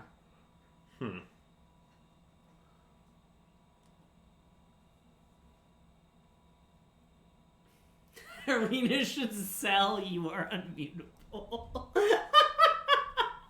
Okay, I think the right sizing...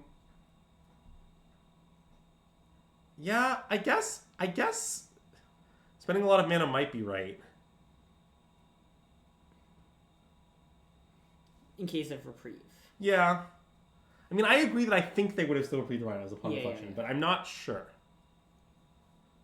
I'm wondering if there's any way they can gain life or something. I think I want to make it a 6/6 for reasons I can't explain. They do have the card Solitude in their deck. Well, I know, but if they have that card, the size of our Yeah. Murktide is going to be rather irrelevant. That's true.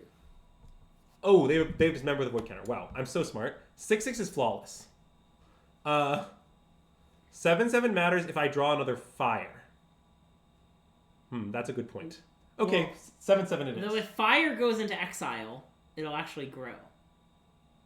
Right? No, because it won't Oh, leave our leaves are graveyard. great. Okay, sorry. Okay, I'm sold on 7/7. So that's 1, 2, 3, 4 is 7/7, right? And I just picked. Oh no, wait. Sorry, wait. Well, let me just do this one more time. So spell is 4, Okay. and then a mana. Yep. And this leaves enough that we can play another Murktide at some point as a 5/5. Yep. So it's at least decent. And they didn't reprieve it, so that worked out at least. I mean, we're not out of the woods. Like, if I were just hard cast Solitude, we're kind of just losing. Yeah. But, okay, so be it.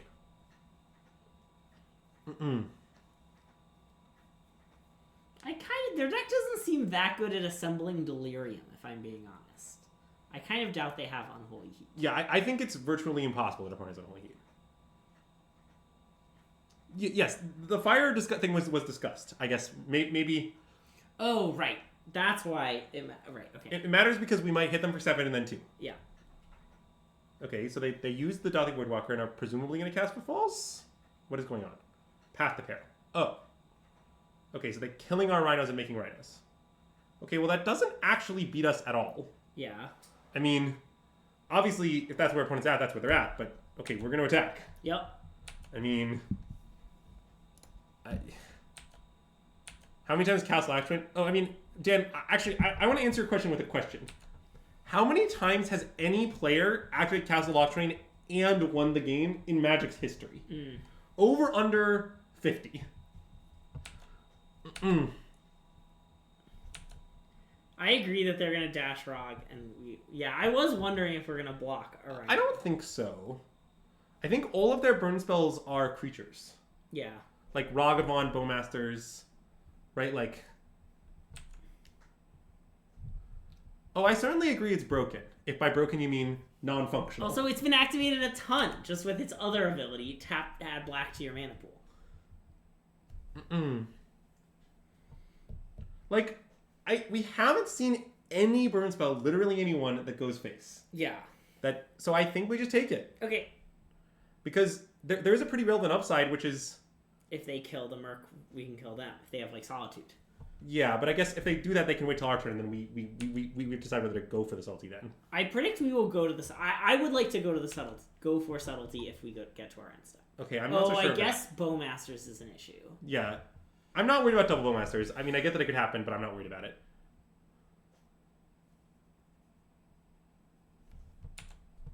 Okay, I believe that is a concession?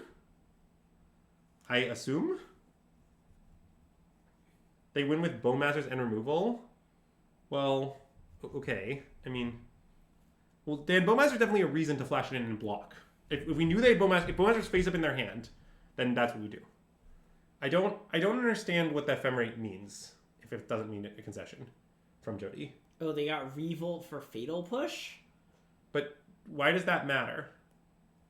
Murktide cannot be pushed. Woo! 5-0 with Rhinos again. Let's go. Yeah, I mean, woo! Look, let me just put it this way. We like to try a lot of decks on the stream, and we always do, but when I want to win the most matches, we are very good at winning those matches. Wow, my first 5-0 ever. Well, that's not true since we 5-0 with our last Rhino stream. I know. It's 2 Rhino streams ago. I'm leaning into Azax's bit. Okay, but anyways... Yeah, so this is Rhinos. I think it is the best deck in Modern. It is currently my front runner for the RC. I think our 4th Mystical Dispute looked really great in this league, and I'm definitely considering that as an option. I am still unsure about a lot of the other flex slots. I still don't know if the second stage was right, although it looked pretty good. Still don't know about this Brotherhood Zen Second Flame. There's a bunch of stuff I'm figuring out. But yeah. Okay, I know this is a good option. I think we should do this. Yeah. No, fire it off. Okay, cool. We are going to go raid Nola Gold, who was our last opponent. That's Jody Keith. We're going to go raid Jody Keith, our last opponent who we just beat. It is apparently their birthday, so go wish them a happy birthday. Maybe it's not their birthday anymore. Maybe it just became their birthday. Unknowable. But if you're watching on Twitch, enjoy that raid. If you're watching on YouTube, be sure to like this video, subscribe to our channel below, and let us know your favorite song with the word ice in the title in the comments below. Nice. Anything else? We will have a guest stream Friday. So be sure to tune in for that. It's going to be awesome. We will be playing Slowgurk with a special guest Slowgurk expert. So 2 p.m. on 2 p.m. on Friday Central Time. Yep. So middle of the day. End your workday early and come hang out with System Magic. But yeah, we'll see you then, and System Magic out.